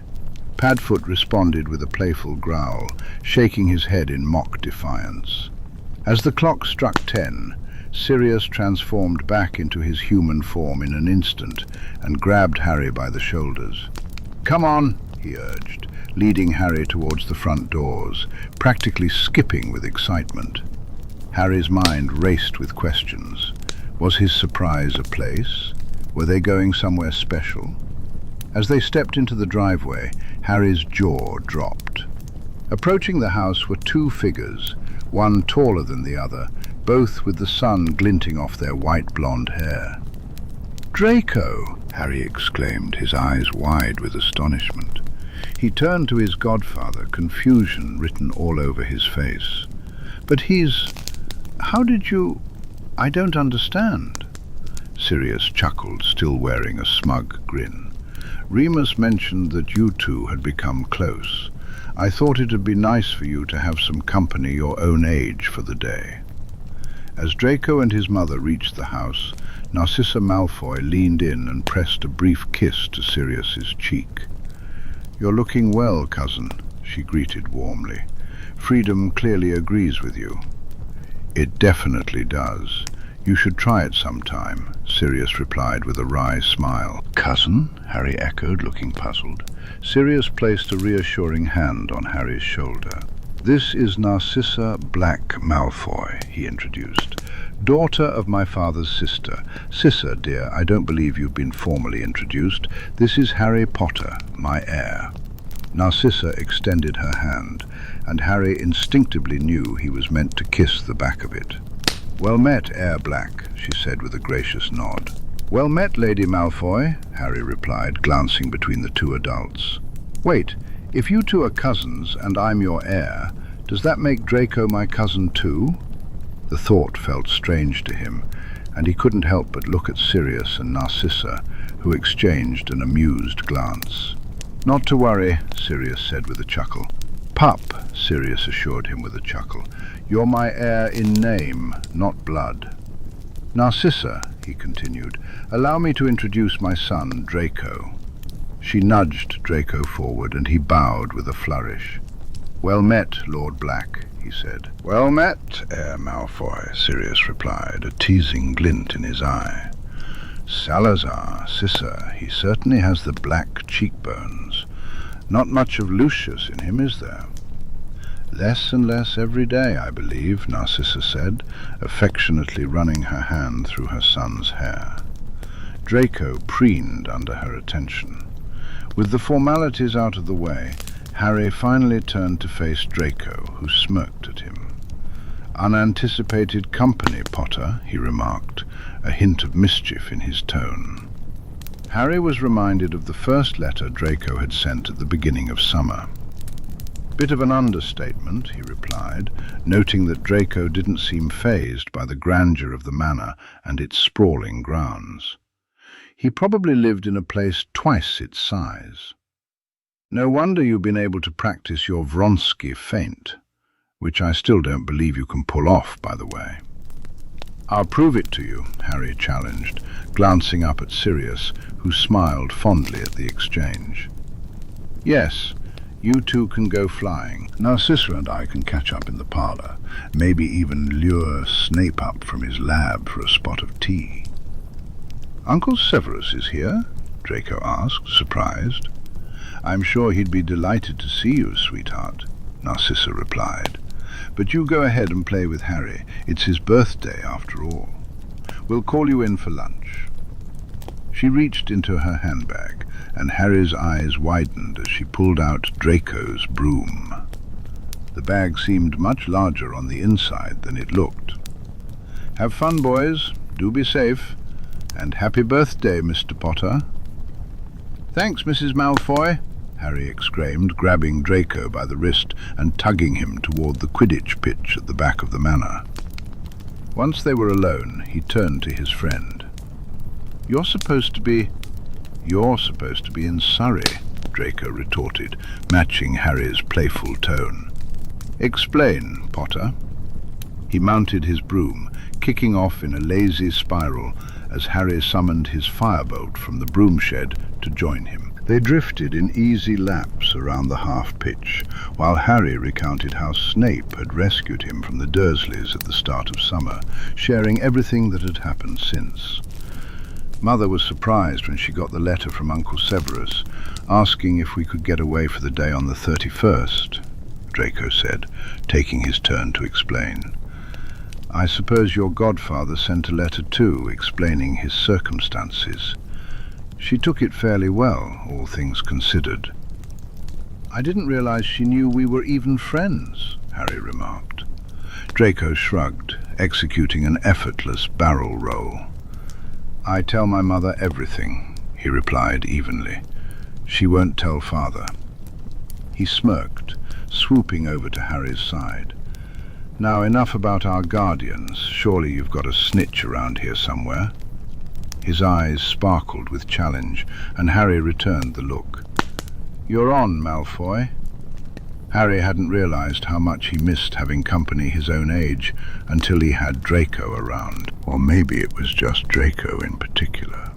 Spending time with him without the need to hide in abandoned classrooms at night, flying together for the snitch as friends rather than rivals. Harry couldn't stop smiling, even when Draco asked why he was grinning like a fool. They flew until lunchtime, first trying to outpace each other to the snitch, and then retrieving the quaffle, passing it back and forth while chatting about their summers. Harry shared stories about a concert he had attended the week before, while Draco bragged about the fascinating places he'd visited in Europe. I brought my cards with me, the Slytherin said, tossing the quaffle in Harry's direction. Harry had to stretch to catch it. Harry let the movement carry him into a graceful roll. I can teach you that French game. It's ever so simple. Myriel said it's quite popular at Beauxbatons. Myriel? She's one of the girls you met in France, Harry asked, feeling a strange lump form in his throat at the mention of her name. Draco nodded. Yes, she and her cousin Adelaine. Their home isn't far from our summer house, so we spent most of the week together. Oh. Harry's next throw was so powerful that it nearly knocked Draco off his broom. The blonde shot him an annoyed glare. So, have you been having fun with Granger and Weasley all summer? He retorted. Since you're not with the Muggles and all. They don't actually know I'm here, Harry admitted. We didn't think it was safe. I've barely heard from them. Hermione's written more than Ron, but anyway, you're the first visitor I've had all summer. Oh. Draco was spared from coming up with another response when Sirius called for them from the back patio. Lunch is ready, boys. They landed quickly, brooms in hand, and hurried toward the house. Halfway there, Draco skidded to a halt, his eyes wide. Is that the hippogriff? Buckbeak? Harry looked toward the tree line where Buckbeak was trotting out of the woods, tossing his head back as he swallowed a dead rabbit. Oh yeah, did I not mention that? Sirius escaped on his back. He lives here now. Draco stared at him in disbelief, then back at the hippogriff. You're definitely telling me the full story after lunch, he declared, grabbing Harry's arm and pulling him toward the house. Harry felt a flush of warmth. For a moment he thought Draco might take his hand. Inside, Kerry had prepared an incredible spread, and at the center of the table sat an enormous chocolate cake with the words, "Happy Birthday, Harry," written in swirling silver icing, surrounded by delicately iced snitches. A pang of emotion swelled in Harry's chest. A warm fondness filled Harry's chest as he recalled the cake Hagrid had brought him 3 years ago, his very first birthday cake. "Uncle Severus," Draco greeted, then turned to the man beside him. "Professor Lupin." Remus smiled back. "Hello, Mr. Malfoy. I'm glad you could make it. Draco. Snape reached out to touch his godson's shoulder briefly. It's good to see you well. As they settled down to eat, Harry surveyed the table, a wave of laughter bubbling up inside him. If someone had told him a year ago that he'd be spending his birthday with Draco Malfoy and Professor Snape, and actually feel happy about it, he would have thought they were mad. But here he was, genuinely happy. It was the best birthday he could remember, and it was only just getting started. My son tells me you're getting better acquainted with the other heirs at Hogwarts, Mr. Potter, Narcissa said, reaching for a plate of sandwiches. It's good to hear the Black family name will be properly represented in the Wizengamot once more. I'm still new to it all, but I'm learning, Harry replied. Draco's helping a lot. He knows far more about it than I do. If I can be of assistance, don't hesitate to ask. We are family of a sort, after all, Narcissa pointed out. There was a time when we thought Draco might be the Black heir. I didn't realize Sirius had taken precautions. Lucius was quite disappointed. Her expression hardened for a moment, and Sirius growled quietly under his breath. You understand why I had to, Sissa, he said. I knew you'd raise the boy well, but I couldn't be sure how much influence Malfoy would have over him. The Black family name has been through enough without adding that to it. Oh, I completely agree. Draco nudged Harry under the table. Do you know what's happening at Hogwarts this year? He asked, a conspiratorial glint in his eye. Harry raised an eyebrow, intrigued. Do you know what's happening? Harry asked quietly. How could Draco possibly know? Father told me everything, Draco bragged, a hint of pride in his voice. I'm sure he also told you to keep quiet about it, Snape interjected, casting Draco a pointed look. Draco's pale cheeks flushed. Yeah, but you told me, Harry pointed out, a grin spreading across his face. Snape's glare shifted to him, but Harry just smiled wider. For your own safety, Snape replied, his tone serious. And we all appreciate the forewarning, Remus added, resting a hand briefly on Severus's forearm. It's a shame underage wizards can't enter, Draco drawled. I'm sure I'd win if I could. Yes, I'm sure you know far more spells than the 7th years, Harry replied sarcastically, earning himself a glare from Draco. You'll have to sit back and let someone else have the glory. I know it'll be very difficult for you, Harry continued, unable to resist.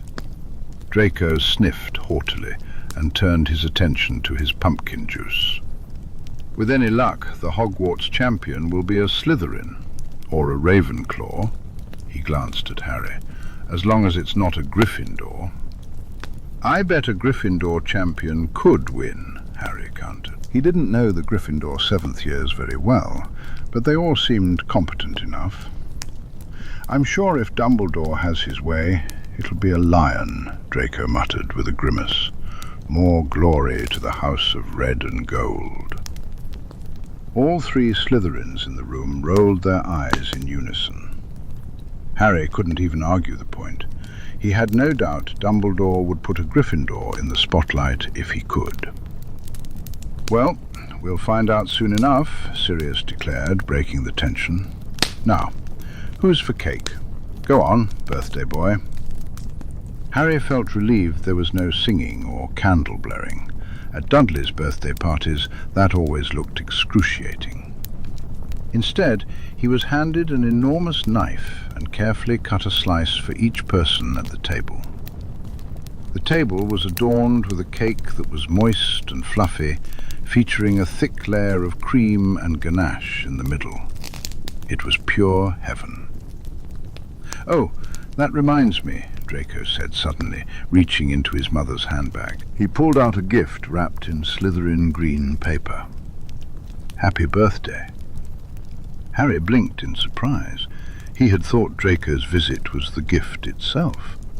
He voiced this, and Draco shot him an exasperated look. Of course I got you something, you daft lion. Go on, open it. Harry tore into the paper, and a beaming smile spread across his face when he saw what was inside. A brand new pair of Quidditch goggles, made of brown leather with gold edging and buckles. The accompanying scroll of parchment explained that they were charmed to be unbreakable, anti-glare, waterproof and fog-proof, as well as prescription adjusting. You wouldn't need to wear his glasses underneath. You mentioned your current pair pinches your new glasses by your ears, Draco muttered, his pale cheeks turning rosy. I don't want you to have any excuses when I kick your ass next year. Harry laughed, and Draco ducked his head when his mother scolded him for his language. You got high hopes, Harry teased, his pulse racing and his stomach squirming far more than it should over a birthday present. He couldn't even remember making that complaint, and for Draco to have been listening and remembered enough to think of it when picking out Harry's gift, it made his face heat, though he wasn't quite sure why. They're brilliant, Draco. Thank you so much. The two boys sat there, grinning and blushing at each other, completely unaware of the knowing looks the adults were exchanging above them. Have you shown Draco your room yet, Harry? Remus asked. Harry shook his head. Not yet. We've been too busy flying. He glanced over at his blonde friend. I can show you after lunch, if you'd like. He'd never had a bedroom he was proud to show off before. Harry beamed with excitement. Oh, I should show you the library too. It's huge. Draco smirked. You're getting worse than Granger, he muttered, his tone lacking any real malice. Harry stuck out his tongue. And here I thought you were starting to be civilized. You can only get so far with Gryffindors, Draco, Snape chimed in. Remus chuckled softly. May we be excused? Harry asked, having finished his cake along with Draco. With Draco only able to stay until 5, Harry wanted to make the most of their time together. They probably wouldn't see each other again until school started, and then they'd have to pretend to be enemies once more. Go ahead, pup, Sirius replied, ruffling Harry's hair. The two boys left the kitchen, Harry leading the way while securely holding on to his present from Draco. Come on, it's up here, Harry said, turning up the stairs toward his room. He slowed down to let Draco take in the surroundings. There are no portraits, Draco remarked, glancing around. Harry shrugged. Sirius said it's better that way. No chance of being spied on. I guess the Black family like their secrecy. Malfoy Manor has dozens of portraits. I can't get away with anything, Draco complained. There are a couple that like me, but most of them report straight to Father if I'm up to something I shouldn't be. Why doesn't your mother just leave, get a divorce or something? Harry asked, recalling his brief meeting with Narcissa and the way she spoke about her husband. It was clear she didn't want to be married to him. It's not that simple in the wizarding world. Divorce needs a good reason and has to be approved by the head of the slighted party's house. Unfortunately, the Black family doesn't have one of those at the moment, legally. Besides, we've got nowhere to go. You don't just say no to a man like Lucius Malfoy. The bitterness in Draco's voice was palpable, and Harry squeezed his arm sympathetically. We'll find Pettigrew and once Sirius has his name cleared, he can approve the divorce. I bet he'd even let you move in here if you needed a safe place to stay, Harry said, imagining how Sirius would never allow Narcissa to remain with such a terrible husband if he could help it. Sirius always emphasized how important family was to the Blacks. Draco sighed. It's a nice thought, but we couldn't hide forever. Father always gets his way. He brushed a strand of blonde hair out of his eyes. I thought you were showing me your bedroom anyway. Hurry up. Harry felt a blush creep up his cheeks, his mind racing with other interpretations of what Draco might want to see in his bedroom. He quickly told himself to stop being ridiculous, as if he and Draco would ever be like that. Still, as he nudged open the door, the thought lingered in the back of his mind. It wouldn't be so bad, maybe, if they were. Sirius looked across the living room at the two boys sprawled in front of the fire, engrossed in some card game Draco had apparently learned in France. He was still trying to wrap his head around the sight of a Potter and a Malfoy being so friendly. Draco wasn't that bad, considering his upbringing. Narcissa had clearly done well with him, and Narcissa, Sirius hadn't expected it to be so easy to see his cousin again. In the years before Voldemort's fall, he had thought she was truly lost to her awful husband. She had been haughty and cruel, consumed by the talk of blood purity and the war against Muggles. But something had changed, and he was grateful for it. She was beginning to resemble the little girl he had grown up with, the one who would do anything for her family and just wanted those she loved to be safe and happy. While she still had firm opinions about blood status, they aligned more closely with Sirius's views. Muggle-borns were welcome, as long as the traditions of wizarding society weren't lost along the way. Muggle customs. They really don't have any idea? Narcissa asked quietly, glancing over at her son and Sirius's godson. Remus smirked. Not a clue. Not that Harry's told me, at least. Astonishing, isn't it? It's disgusting, Snape drawled. Sirius chuckled softly. I think it's sweet. He watched as Harry swiped a card from Draco's hand, making a remark that turned Draco's cheeks pink. They're so innocent. Hopefully, we can keep them that way for a while longer, Remus sighed. Merlin, they're worse than Severus and I ever were. At least we knew we were flirting. Across the room, Harry laughed, rolling away as Draco tried to grab one of his cards. Sirius sighed to himself. Did Harry have to choose a Malfoy? That seemed unfair. Draco was a nice enough kid for a Slytherin. He'd heard bits from Harry over the weeks about the role Draco had to play in public, and it sounded exhausting. I'm betting they'll figure it out by Christmas, Sirius murmured. Harry's a bit thick sometimes, but he's not that dense. He'll have a quick little crisis about his sexuality, and then they'll be sorted. I'm surprised Draco's so oblivious, Narcissa commented. He's always known he likes boys. Truthfully, I've been wondering if something like this might happen ever since I received a letter during his first week at Hogwarts, with 3 whole paragraphs about Harry Bloody Potter and how frustrating he was. She smiled fondly. I certainly never expected it to go like this. Harry is full of surprises, Remus remarked. That was an understatement if Sirius had ever heard one. I think we've only hit the tip of the iceberg there. He thought about everything that had come to light since he'd met Harry. It was just the beginning. He caught Snape and Narcissa sharing a knowing look. Remus frowned, placing a hand on Snape's left arm, while Sirius furrowed his brows in confusion. What? He asked, trying to understand what was happening. Snape turned to Narcissa. Is it getting darker for you too? Narcissa nodded. Snape cursed softly under his breath. What? Sirius hissed again, and then it hit him. His gaze dropped to Remus's hand resting on Snape's forearm. He hadn't seen Snape in short sleeves since that day at the pool. Oh, he's getting stronger, isn't he?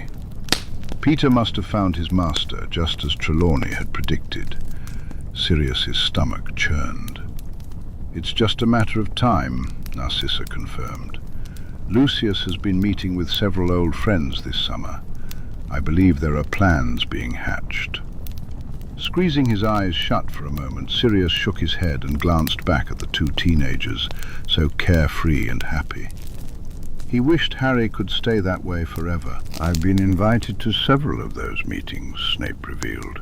"I managed to find excuses for all but one. He's definitely reconnecting with the old crowd. I'm keeping my ear to the ground, but it's all just whispers for now. Everyone is hesitant to trust what they know to be true, just in case." The Triwizard Tournament likely wouldn't be the only concern this school year. Sirius cursed Peter Pettigrew for the 1,000th time. Because of him, he wouldn't be able to protect Harry as he should. He would have to send Harry into Dumbledore's care and hope nothing happened that he couldn't fix. Looking at his cousin, he saw fear etched on her pretty features. "Sissa, if you ever need somewhere to go," he began cautiously, unsure how she would respond to his offer, "the House of Black will always welcome you with open arms." He couldn't do anything about Lucius legally, but he could offer her a safe haven until the war was over, if it ever ended. "I had hoped to play my part well enough to keep Draco out of the worst of things," Narcissa said, pursing her lips as she glanced over at her son. "I'm starting to think that might not be possible anymore. I hadn't accounted for this." Sirius snorted under his breath. None of them had considered the way those two boys looked at each other, their eyes sparkling with something unspoken.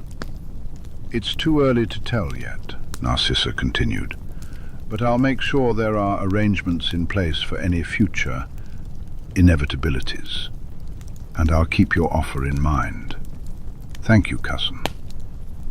"Whatever comes to pass, I think it's clear we're all in this together now," Sirius replied. Between the two teenagers sitting obliviously in front of the fire, all four adults in the room would give their lives in a heartbeat for one or the other. And while Sirius knew it was too soon to tell, teenage crushes came and went like clothing trends. If Harry was anything like his parents, he had a sneaking suspicion he and Narcissa would end up even closer family than they were now. Eventually. If Harry could ever get his head out of his arse and realize what was right in front of him. Ah, young love. When Pig arrived with a letter from Ron in the second week of August, reality crashed back down on Harry uncomfortably quickly. He stared at the letter for a long moment, feeling a tightness in his chest that took him a minute to recognize as anxiety. Why did he feel so anxious about seeing his best friends again? Since Draco had visited on his birthday, it had been just him and the three adults. He'd briefly mentioned to Sirius that he had other friends who were somewhat in the know, like Neville, who could maybe visit. But Sirius had gently put his foot down. "I told you when you got here that this house has always been for family, not visitors," he had said with an apologetic half-smile.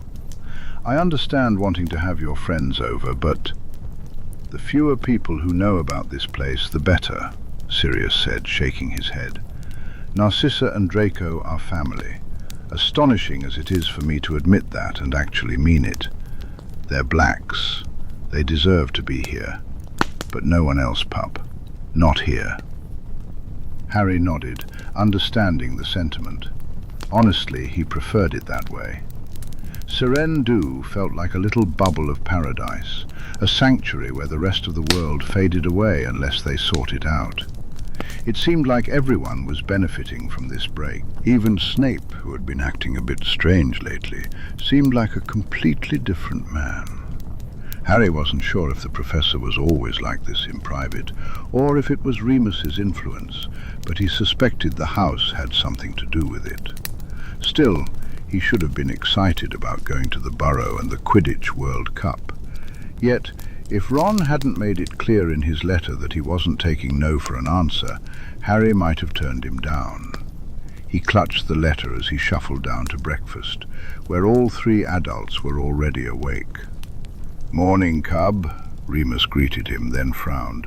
"Why the long face?" Harry held up the letter. "Ron's dad got tickets to the Quidditch Cup. They're coming to pick me up from the Dursleys on Sunday evening. That's brilliant. International Quidditch. I'm so jealous, Sirius exclaimed, though his enthusiasm was tempered by a puzzled look. Why do you look like you need a cheering charm? No, it's great, Harry insisted. I like it here. I thought I'd have all summer with you. Ron had talked about the cup, but Harry hadn't truly expected Mr. Weasley to actually secure enough tickets for all of them. Pup, go to Ron's house, have fun with your friends. Go see the cup, Sirius urged gently. I love having you here, but you can't stay cooped up in this house forever. You deserve time with your friends, not just us three old farts.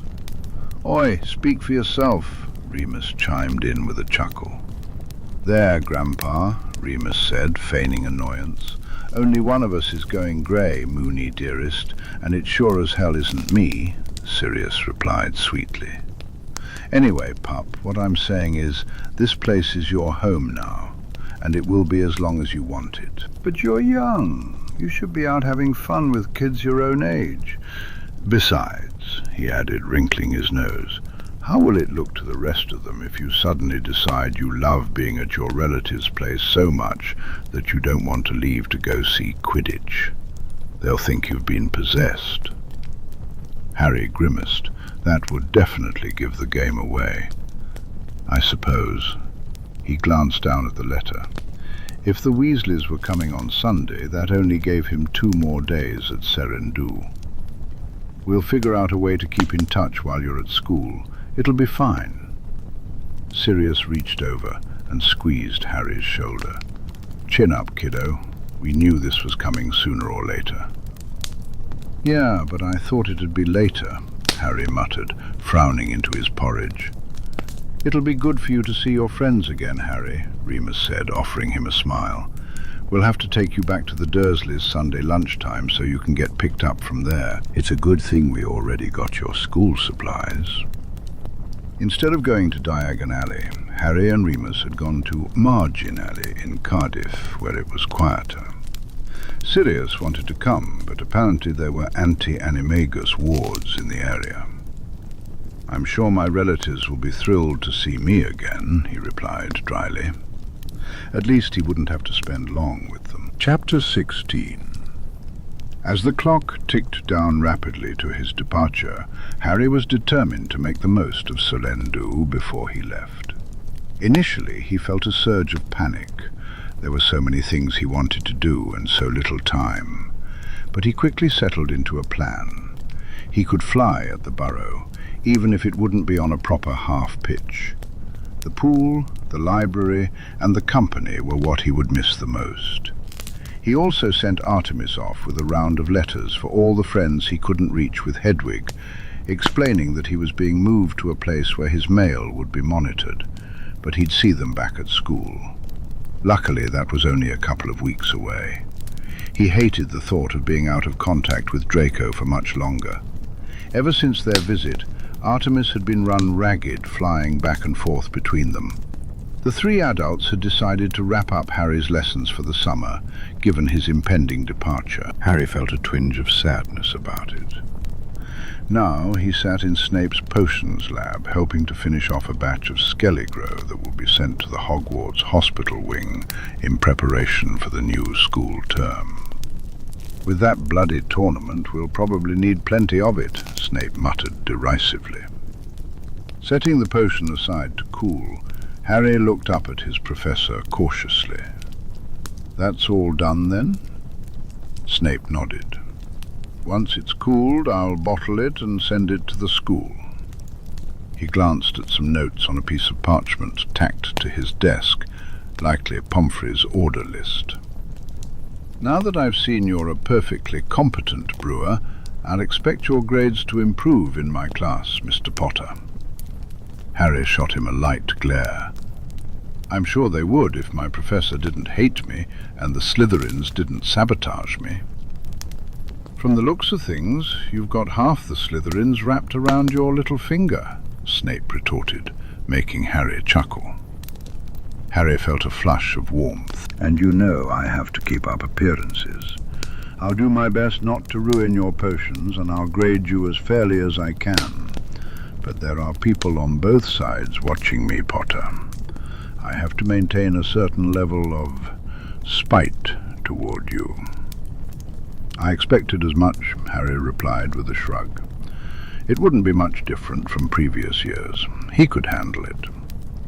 "But, sir, before we get to that point, I just wanted to say thank you for everything you've done for me over the summer. You didn't have to spend time teaching me. I know you're here because of Moony, not for me or Sirius. You didn't have to be nice to me, but you were. So thanks," he finished awkwardly. Snape was silent for a moment. "I dare say Remus would have been quite unimpressed with me had I treated you here as I do at school," he finally said. "Nonetheless, I find that without certain external influences, you're not a terrible student, Mr. Potter. Still unfailingly Gryffindor. But I suppose that's the life I've chosen for myself." He sighed dramatically, making Harry chuckle. "You know, the Sorting Hat almost put me in Slytherin," Harry said, watching Snape's dark eyebrows rise. "What a disaster that would have been. Dumbledore might have had a stroke on the spot," Snape replied, turning to Harry and assessing him thoughtfully. "I have hope that between Draco and me, we'll be able to make enough of a Slytherin out of you for you to survive in this world. Rest assured, Mr. Potter, while we may have started off on the wrong foot, we are on the same side now." He strode toward the door, beckoning Harry to follow. "As we still have some time before dinner, I'd like you to come with me to the parlour. I want to check your Occlumency shields one last time before you face the headmaster." Harry nodded, and the two of them made their way upstairs to the empty room. Harry settled into the parlour, bracing himself for what he feared would be a ruthless session with Snape. The Slytherin wasted no time. As soon as their eyes met, he began assaulting Harry's mental shields. Harry focused on steadying his breath and tightening his defences, uncertain how long this would go on. Snape employed every tactic he could think of: brute force, slipping through cracks, even trying to convince Harry he had vanished, only to make a move when Harry let his guard down. Through it all, Harry held firm. Finally, the onslaught stopped, and Snape regarded him with an approving nod. "Very good, Potter. You should now be able to withstand any subtle attempts to breach your mind. If the headmaster were to apply more force than that, it would be obvious to you and any observers. If it ever comes to that, you'll have bigger issues to worry about." Snape's expression turned serious. "Always keep your shields up, especially in large crowds or around the headmaster. It will become second nature eventually, but it may be tiring at first." "I'll do my best," Harry replied earnestly. "Thank you for helping me with this, Professor." He felt he had made more progress in the past month and a half than he had in the entire 9 months he'd spent working on it alone. "You're welcome, Potter. You're free to go." With a nod of gratitude, Harry stood up and left the parlour, his hands tucked into his pockets. Now, how to spend the rest of his day. Perhaps he would set up a few parting pranks for his beloved godfather. Before he knew it, Saturday night had arrived. Harry's school trunk was packed and ready after a long, drawn-out process of selecting books from his shelves. Remus had promised to send him any he left behind if he decided he wanted them later. The idea of having a bedroom where he could leave things during the school year felt refreshing to Harry. Harry lay in bed, surrounded by his things, knowing that he had enough to fill his school trunk without worrying about anything being broken, stolen, or thrown out. He was as ready as he could be, listening to some quiet music on his wireless when there was a knock on the door. He turned off the music and called for the visitor to enter. Sirius slipped into the room, closing the door behind him. He turned to Harry, a sad smile on his face. Mind if I join you? Harry patted the mattress beside him, and Sirius climbed onto the bed, leaning against the headboard, their shoulders touching. All set then? He asked, glancing at Harry's trunk. I think so. Mooney said he could send anything I forgot over with Snape. Harry bit his lip, his thoughts weighing heavily on him. Are you ready for me to leave? The thought of school starting loomed over him. He would be gone, Snape would soon follow, and Remus wouldn't want to spend all his time away from his partner. That meant there would be times when Sirius would be alone in the house, and after his time in Azkaban, being alone didn't sit well with him. Don't worry about me, Harry, Sirius insisted. I'll be fine. I've got Buckbeak and Kerry, and Mooney promised he won't be gone more than 2 evenings a week. He shrugged. I've got to get used to being by myself eventually, right? Can't expect you lot to babysit me forever. We're not babysitting you, Sirius, Harry scolded lightly. This has been the best summer ever. It has been pretty great, hasn't it? Sirius agreed. I'm glad I was able to give you that. I wish I could give you the world, pup. But this is a good start. He sighed, running a hand through his dark hair and turning to Harry.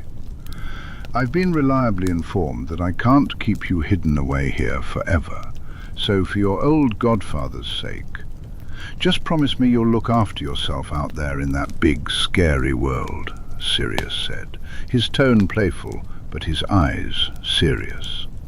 Harry chuckled. You're not old, Sirius. You're 34. 35 in November, Sirius exclaimed, as if that were the same as turning 100. Exactly. You're barely a quarter of the way through your life as a wizard. You're missing my point, Sirius replied, realizing he had lost that argument. Be careful, okay? Voldemort isn't your only enemy anymore. Dumbledore wants you as his weapon. How exactly, we can only guess, but it's clear he doesn't care about you beyond how you fit into his grand plan. If he knows you're starting to mess with that plan, you could be in deep trouble. There's going to be a lot happening at school this year, and I need you to be safe. I won't go looking for trouble, Sirius, Harry assured him, though Sirius's expression was doubtful. I mean it. I can't promise trouble won't find me, but I'll do my best to avoid it. And Dumbledore. I suppose that's all I can ask for. Sirius reached into the pocket of his robe and pulled out a small, round mirror in a black frame. I want you to have this. It's a two-way mirror. Your dad and I used to use them all the time. I've got the other one. Just say my name into the mirror and mine will vibrate. Then we can talk to each other. Or you can call me if you're lonely and need someone to talk to when Remus is with Snape, Harry realized. He took the mirror, running his fingers over its surface. It was small enough to fit comfortably in his hand, and he could easily keep it in his school robes. This is brilliant. If you ever need to talk about anything, the headmaster, your classes, or even romantic advice, he wiggled his eyebrows and Harry grimaced, I'm always here for you. Okay? I'll call. At least once a week, Harry promised. It's much easier than sending an owl. And if you need someone in person, go to Snape. He's still a greasy git, but I guess he's family now. Sirius grumbled, but Harry could tell his godfather was secretly pleased that Remus was happy and in love, even if it was with Snape. Sirius shifted until he was sitting cross-legged facing Harry. Remember where your allies are, pup. From what I hear, you've got a fair few. Keep making friends with the other heirs and the kids in different houses. I know I'm hardly one to talk, but these inter-house rivalries have gone on for far too long. It's fine when it's friendly, but the divide has gotten way too deep. If anyone can help bridge that gap, it's your generation. Even if you have to do it in secret, keep them close, especially Sissa's boy. He's a Black at heart, and once you've got a Black's loyalty, you've got it for life. It feels like this is all so much bigger than us, Sirius, Harry murmured. We're just kids. None of us are even old enough to take our Wizengamot seats yet. How are we supposed to change the minds of half the wizarding world? Harry felt overwhelmed by the many broken parts of wizarding society, issues that had festered since Voldemort's first rise to power, if not longer. The more he learned, the clearer it became just how messed up things had become.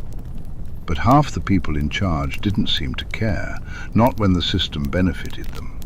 They didn't want to fix it, they had simply figured out how to exploit it. "One thing at a time, kiddo," Sirius said. "You're a determined little bugger, and I have every faith you'll succeed. We'll be right behind you every step of the way." He offered a grin, patting Harry's knee. "Remember, you don't have to change everything all at once. Just focus on getting through the school year in one piece for now, yeah? You'll have plenty of time for the rest. Politics when you're older. Try to enjoy being a normal teenager for a bit longer." Sirius's words hung in the air, and Harry understood the weight behind them. He wasn't naive. The adults had been acting strangely all summer, and the dark mark on Snape's arm was more visible than ever. Voldemort was regaining strength, and it felt like war was looming once again. Yet, the idea of being a normal teenager seemed absurd to Harry, given his track record at Hogwarts. "When have I ever been a normal teenager?" he replied with a wry smile. Sirius let out an unexpected laugh. "You've got me there, kid. Well, normal teenagers should be in bed by this time. Actually, that's a lie. Normal teenagers stay up all night getting into mischief," he added with a half grimace. "But you've got a big day tomorrow, so you should get some sleep." He shuffled off the mattress, but leaned in to kiss Harry's hair. "I'll see you in the morning. I love you, Harry." Harry felt a warmth spread through him. He would never tire of hearing those words. "I love you too, Sirius." As his godfather slipped quietly from the room, Harry looked down at the mirror in his hands and sighed. That was one problem solved. If only he had a clue about how to tackle the others. Harry awoke with a gasp, his hand flying up to his burning scar. What on earth was that all about? It could have been a nightmare, but a nightmare had never made his scar hurt like that. It had never felt so real. A shiver ran down his spine as he tried to grasp the details. It had been so vivid. 2 people he recognized and 1 he didn't, all in a room he couldn't place. A cold, high voice echoed in his mind. Voldemort. Flashes of the dream rushed back to him. Wormtail was there. They were discussing him. They had already killed someone, and now they wanted him dead too. Harry's heart raced as he struggled to piece together what he had witnessed.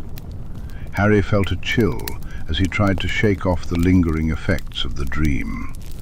The old man had seemed so real, but his gut told him that he was now dead. Except, was it really a dream? He crawled out of bed, wondering if anyone else would be awake at this hour. Snape was usually an early riser, but to his surprise, it was Remus he found in the kitchen, his eyes still half closed. "You're up early," Harry remarked, then frowned when he noticed Remus's concerned expression. "Cub, are you all right?" "I had a dream," Harry said, his voice shaky. "When I woke up, my scar was hurting. It's probably fine, right?" The look on Remus's face suggested it was not fine at all. "Tell me everything." Remus held out an arm, and after a brief hesitation, Harry leaned into the embrace, seeking comfort. "I don't remember much, just that it was so vivid." He recounted the details about the old Muggle man, Wormtail, and Voldemort. With every word, Remus's expression grew more serious. And then I woke up, and it felt like someone had pressed a hot poker to my scar, Harry finished. Remus pressed the back of his hand to Harry's forehead, as if checking for a fever, then leaned down to place a gentle kiss on the still aching scar. Harry tried not to flinch. No one had ever touched it like that before, certainly not with such tenderness. This has never happened before? Dreams like this? Your scar hurting? Remus asked, his frown deepening as Harry shook his head. What does it mean? Harry asked, anxiety creeping in. I'll be honest, Harry, I have no idea. Remus's tone was grave. I'll do some research. You should write to Gorak at Gringotts. He noticed some dark magic around your scar when he scanned you, right? Perhaps the goblins will know more. For now, make sure to clear your mind and check your shields before you sleep at night. And if it happens again, tell us immediately, all right? If what happens again? Snape's voice cut through the tension as he strode into the kitchen, his hair still disheveled from sleep. Harry emerged from the shower, still damp, as Remus wrapped an arm around him and began explaining the situation to Snape. The Slytherin's lips tightened into a thin line. I've never heard of this happening before, Snape said. Then again, no one has survived the killing curse. I'll look into it, Potter, and let you know if I find anything. Thank you, Harry replied, reluctantly pulling away from Remus and making his way to his usual seat. Can we just let it go for now? There's nothing we can do about it, and I feel okay now. I don't want to dwell on it when I have to leave this afternoon. All right, Remus agreed, but I'm telling Sirius tonight. Harry nodded. That was fine. He wanted Sirius to know anyway. Snape would be taking him back to the Dursleys at 3:30, just in time for the Weasleys to arrive at 5. He didn't want anything negative overshadowing his last few hours with his family. Returning to the Dursleys after spending so long at Seren felt like waking from a wonderful dream, only to find himself plunged back into a nightmare. Aunt Petunia's face turned the colour of spoiled milk when she opened the door, and her glare was icy. I suppose this is about that letter, she hissed, beckoning them inside. Harry felt a moment of confusion until he recalled Ron's mention of a letter. The Weasleys had sent something through the Muggle post. A wave of dread settled in his stomach, but he couldn't help but laugh at the sight of the envelope, covered in stamps. Inside was a fairly polite request for Harry's company, but the way Petunia stared at it, one would think it was filled with insults and curses. They'll be coming to pick me up at 5 o'clock, Harry confirmed, so I won't be here long. Perhaps you might want to persuade your husband to take you and your son out for dinner tonight, Petunia, Snape suggested, his tone pointed. Petunia puffed up instinctively at the suggestion. Finding a decent table on such short notice will be difficult, she sniffed, then turned to Harry. You'll be gone when we get back? He nodded. Should be, yeah. He couldn't imagine the Weasleys wanting to stick around for long. Fine.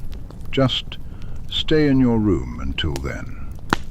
She seemed to realize she had just given Harry an order and glanced nervously at Snape for a moment, but held her ground. Harry rolled his eyes. Don't worry, I have no desire to join you in the living room, he assured her dryly. I'll just leave my stuff here so it's ready when I go, shall I? Severus resized Harry's trunk and Hedwig's cage, and Harry leaned them against the wall in the hallway. Petunia looked like she was about to have a fit. Harry glanced at Snape, and to his surprise, he felt a pang of sadness at having to say goodbye to the abrasive man. He was going to miss him. Thanks, Professor, he said somewhat awkwardly. I'll see you at school. Do try and make it there in one piece, Snape replied dryly.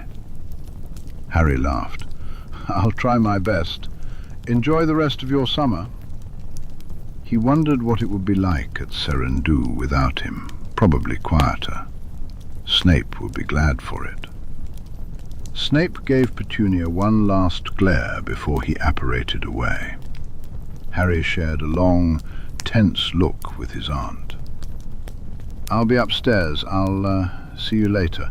Remember, they're coming at 5. As she likely went off to complain to her husband about that awful man bringing their equally awful nephew back, Harry trudged up the stairs and returned to his room. He was a little surprised they hadn't turned it back into Dudley's second bedroom in his absence. Standing in the doorway, he surveyed the tiny space sadly. Now he understood what it was like to have a real bedroom, one where he was allowed. Harry could hardly believe the Dursleys had put him in this room, and that he had once been content with it. After all, anything was a step up from the cupboard. He had brought a book with him to pass the time, and he smiled to himself an hour later when Uncle Vernon yelled up the stairs. "Boy, we're leaving. You'd better not be here when we get home. Don't eat anything out of the fridge." With that, they were gone. Harry moved downstairs, chuckling at the absurdity of reading a book about healing charms on the sofa in the Dursleys' living room. If anyone had been home to witness it, he would have surely faced their wrath. As 5 o'clock approached, Harry realized he had no idea how the Weasleys were getting to him. They didn't have the car anymore. He and Ron had seen to that in their second year. Perhaps Mr. Weasley would just apparate in and pick him up like Snape had done. 5 came and went.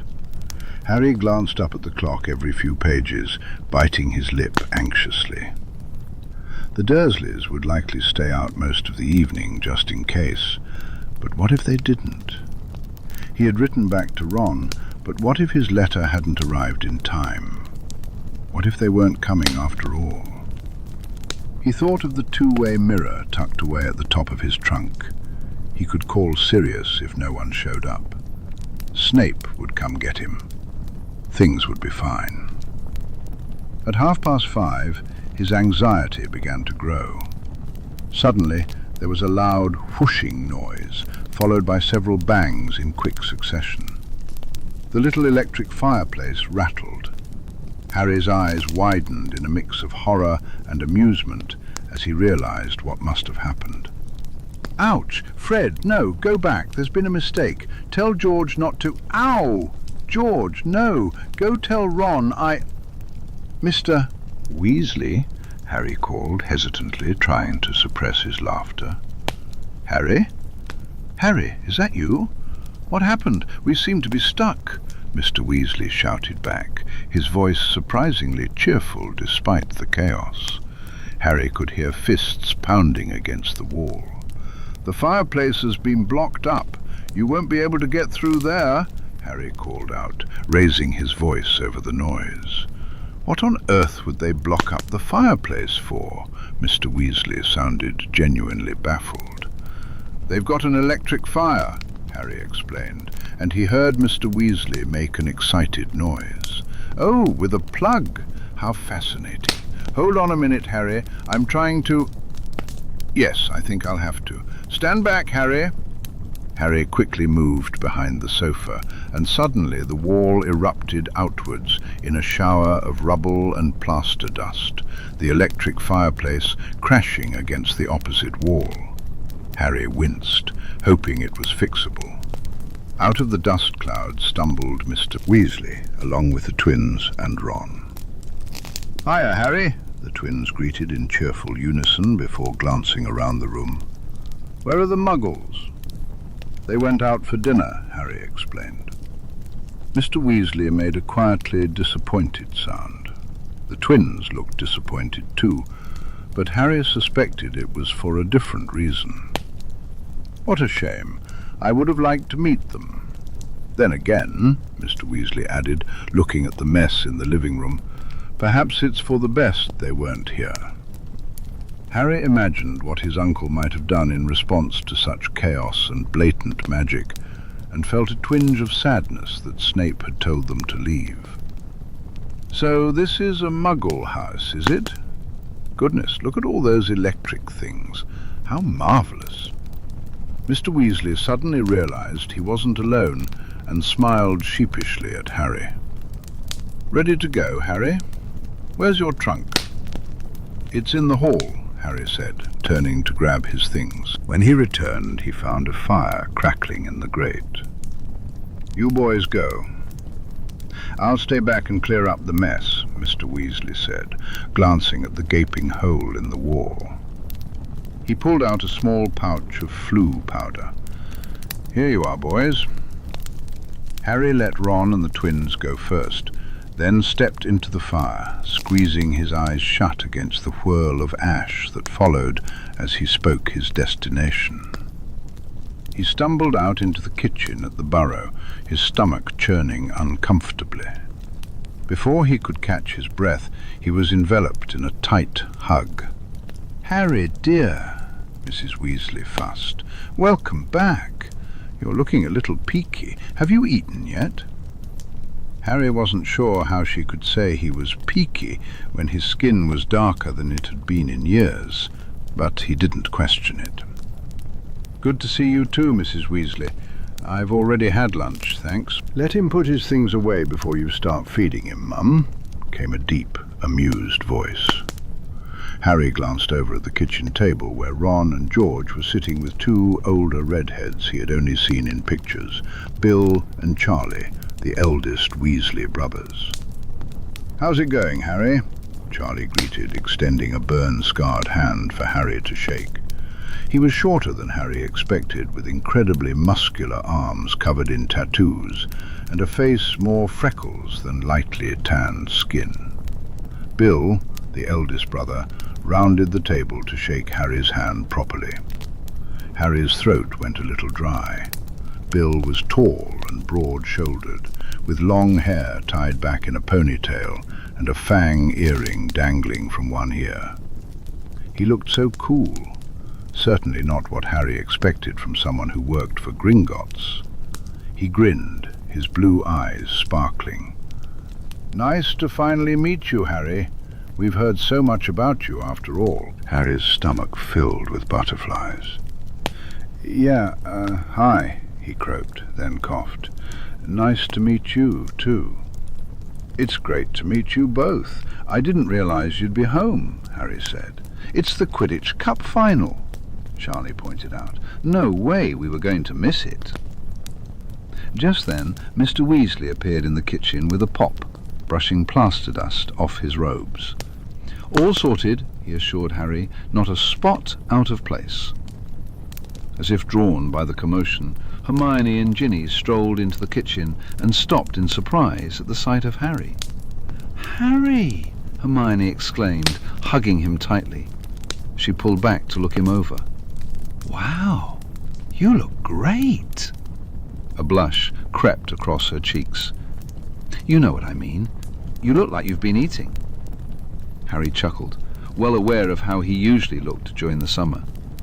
"Thanks, Hermione." "Ron, why don't you help Harry take his things up to your room?" Mrs. Weasley suggested. Fred reached for Harry's trunk. "We'll get it, Mum." As he turned, something brightly wrapped tumbled out of his pocket. It looked like a sweet. His eyes widened, and he scrambled to catch it, but Mrs. Weasley summoned it to her.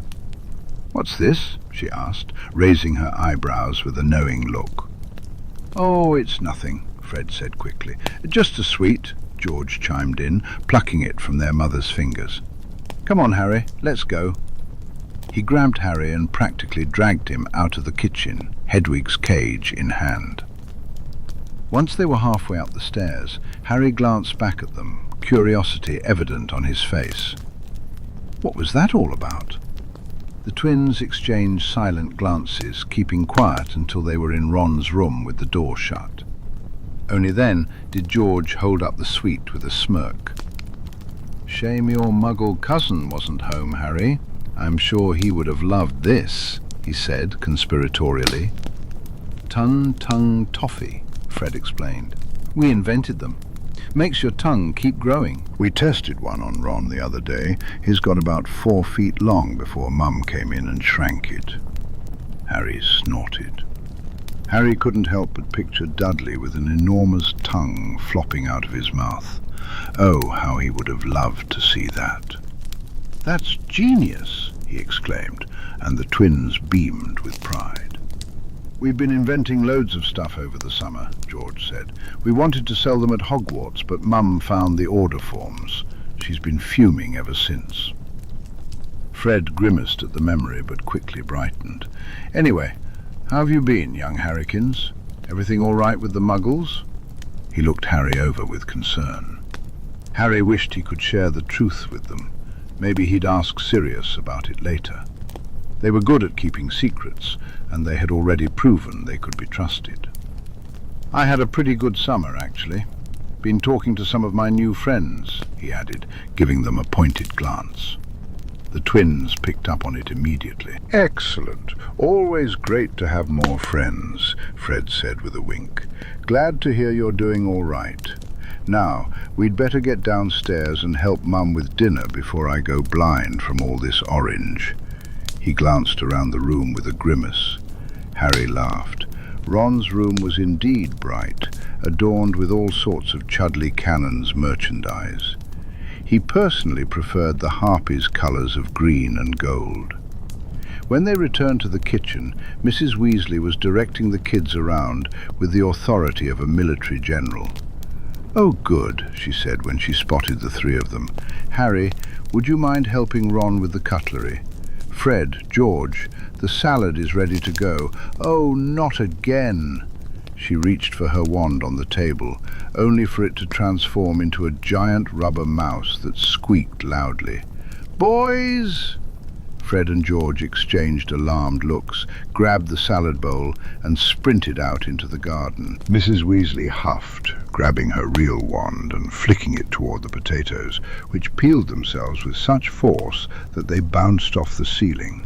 "Honestly, I don't know where we went wrong with those 2, she muttered to herself. "They'll be brought up in front of the misuse of magic office before they're 20, Harry said, grabbing a handful of forks and slowly backing out of the kitchen. He didn't want to get involved in whatever trouble the twins had stirred up this summer. Outside, 2 tables they were supposed to be setting were locked in a fierce battle in mid-air, thanks to Bill and Charlie, crashing into each other overhead. Harry spotted Crookshanks darting across the grass, chasing after a chubby little gnome.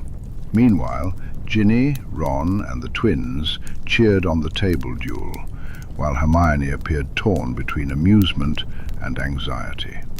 "Watch out, Harry!" Bill shouted as his table collided with Charlie's, sending one of the legs flying.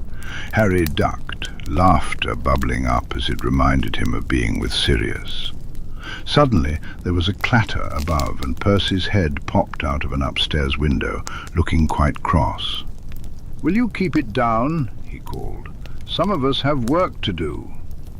"Sorry, Perce," Charlie replied with a grin. "Didn't mean to disrupt the cauldron bottoms."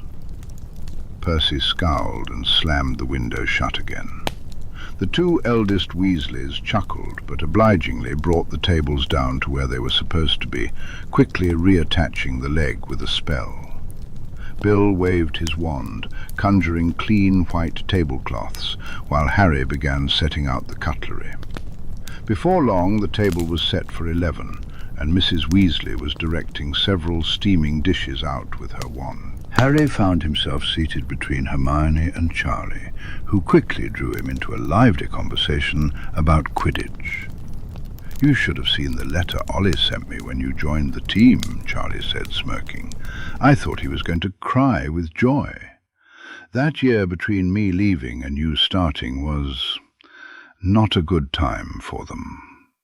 He popped a potato into his mouth. "I think you're the only reason he started speaking to me again at all, actually. When I graduated, without leaving a good replacement behind, he swore I was dead to him," Harry said, shaking his head. He could easily picture Oliver Wood doing something like that. You know he's playing reserve for Puddlemere now, Charlie continued, raising Harry's eyebrows in surprise. He told me he was trying out, but I didn't realize he got the spot. That's brilliant, Harry exclaimed, mentally noting to send Oliver a congratulatory letter. I might have to start supporting Puddlemere now, Charlie chuckled. I don't know. At least let him make the main team first. We can't have it going to his head too quickly. He winked, and they both laughed. Their attention shifted to Mrs. Weasley, who seemed fixated on Bill's earring. "And your hair's getting silly again," she fussed, eyeing his ponytail with a frown. "If you'd just let me give it a trim."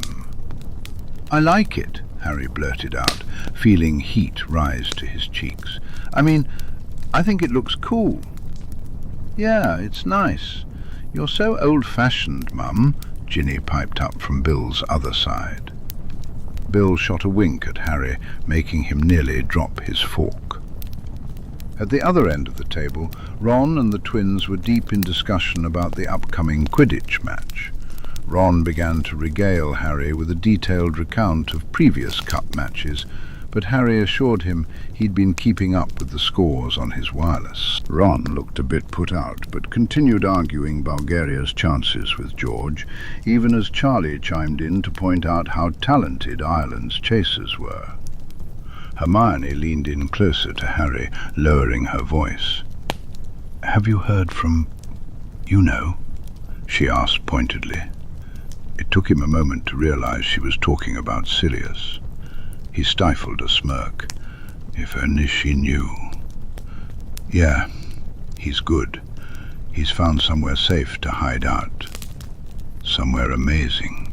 Somewhere Harry already missed desperately." Not that he wasn't enjoying being back at the Burrow, surrounded by his friends again. Harry felt a thrill of excitement for the upcoming Quidditch match. The lively chaos around him was a stark contrast to mealtimes at Seren Du, where conversations were generally quiet, and their Sirius was in a particularly mischievous mood. Then everyone had to be on guard against any number of bizarre spells sneaking onto their food or cutlery. Dinner gradually transitioned into dessert, and they eventually found themselves in the garden, enjoying pleasant conversation until the sun began to set. At that point, Mrs. Weasley stood up and started stacking the dishes. "Oh, look at the time. You all better head to bed. You've got an early start tomorrow. Harry, dear, I'm going to Diagon Alley tomorrow to gather everyone's school things. If you'd like to leave your list out tonight, that would be great. There might not be time after the cup. The match went on for 5 days last time." Harry hesitated, scrambling to think of a quick excuse. "Oh, I already got my school things, Mrs. Weasley," he said. "The Dursleys had a meeting in London a couple of weeks ago and dropped me off. I didn't know you'd be coming to get me, and I didn't want to run out of time." It sounded reasonable enough. She didn't know the Dursleys well enough to realize they would never, in a million years, have willingly given Harry a ride to London for magic supplies. Ron and Hermione exchanged odd looks, but thankfully didn't say anything. "Oh," Mrs. Weasley deflated for a moment, before continuing to clear the table. "Not to worry then. That's one less thing to think about. I'll have to send your vault key back to Professor Dumbledore." She muttered this to herself, but Harry stiffened, his hands clenching under the table. Dumbledore still had his vault key, and was just sending it around as he pleased. Harry should have known better. He made a mental note to mention that in the letter he planned to write to Gorak and Farlig about his scar, wondering if there was any way to prevent people from accessing his vaults without permission. Merlin only knew what the headmaster might be doing with free access to his funds. Harry's family vaults. With all 11 of them working together, they quickly cleared the table and took the dishes back to the kitchen. Soon, Harry found himself curled up on the cot bed in Ron's room, closing his eyes and trying to shake off the strange feeling of being away from his own bedroom. It was amusing how quickly he had adapted. For the first time, he felt like he had a place that felt more like home than Hogwarts.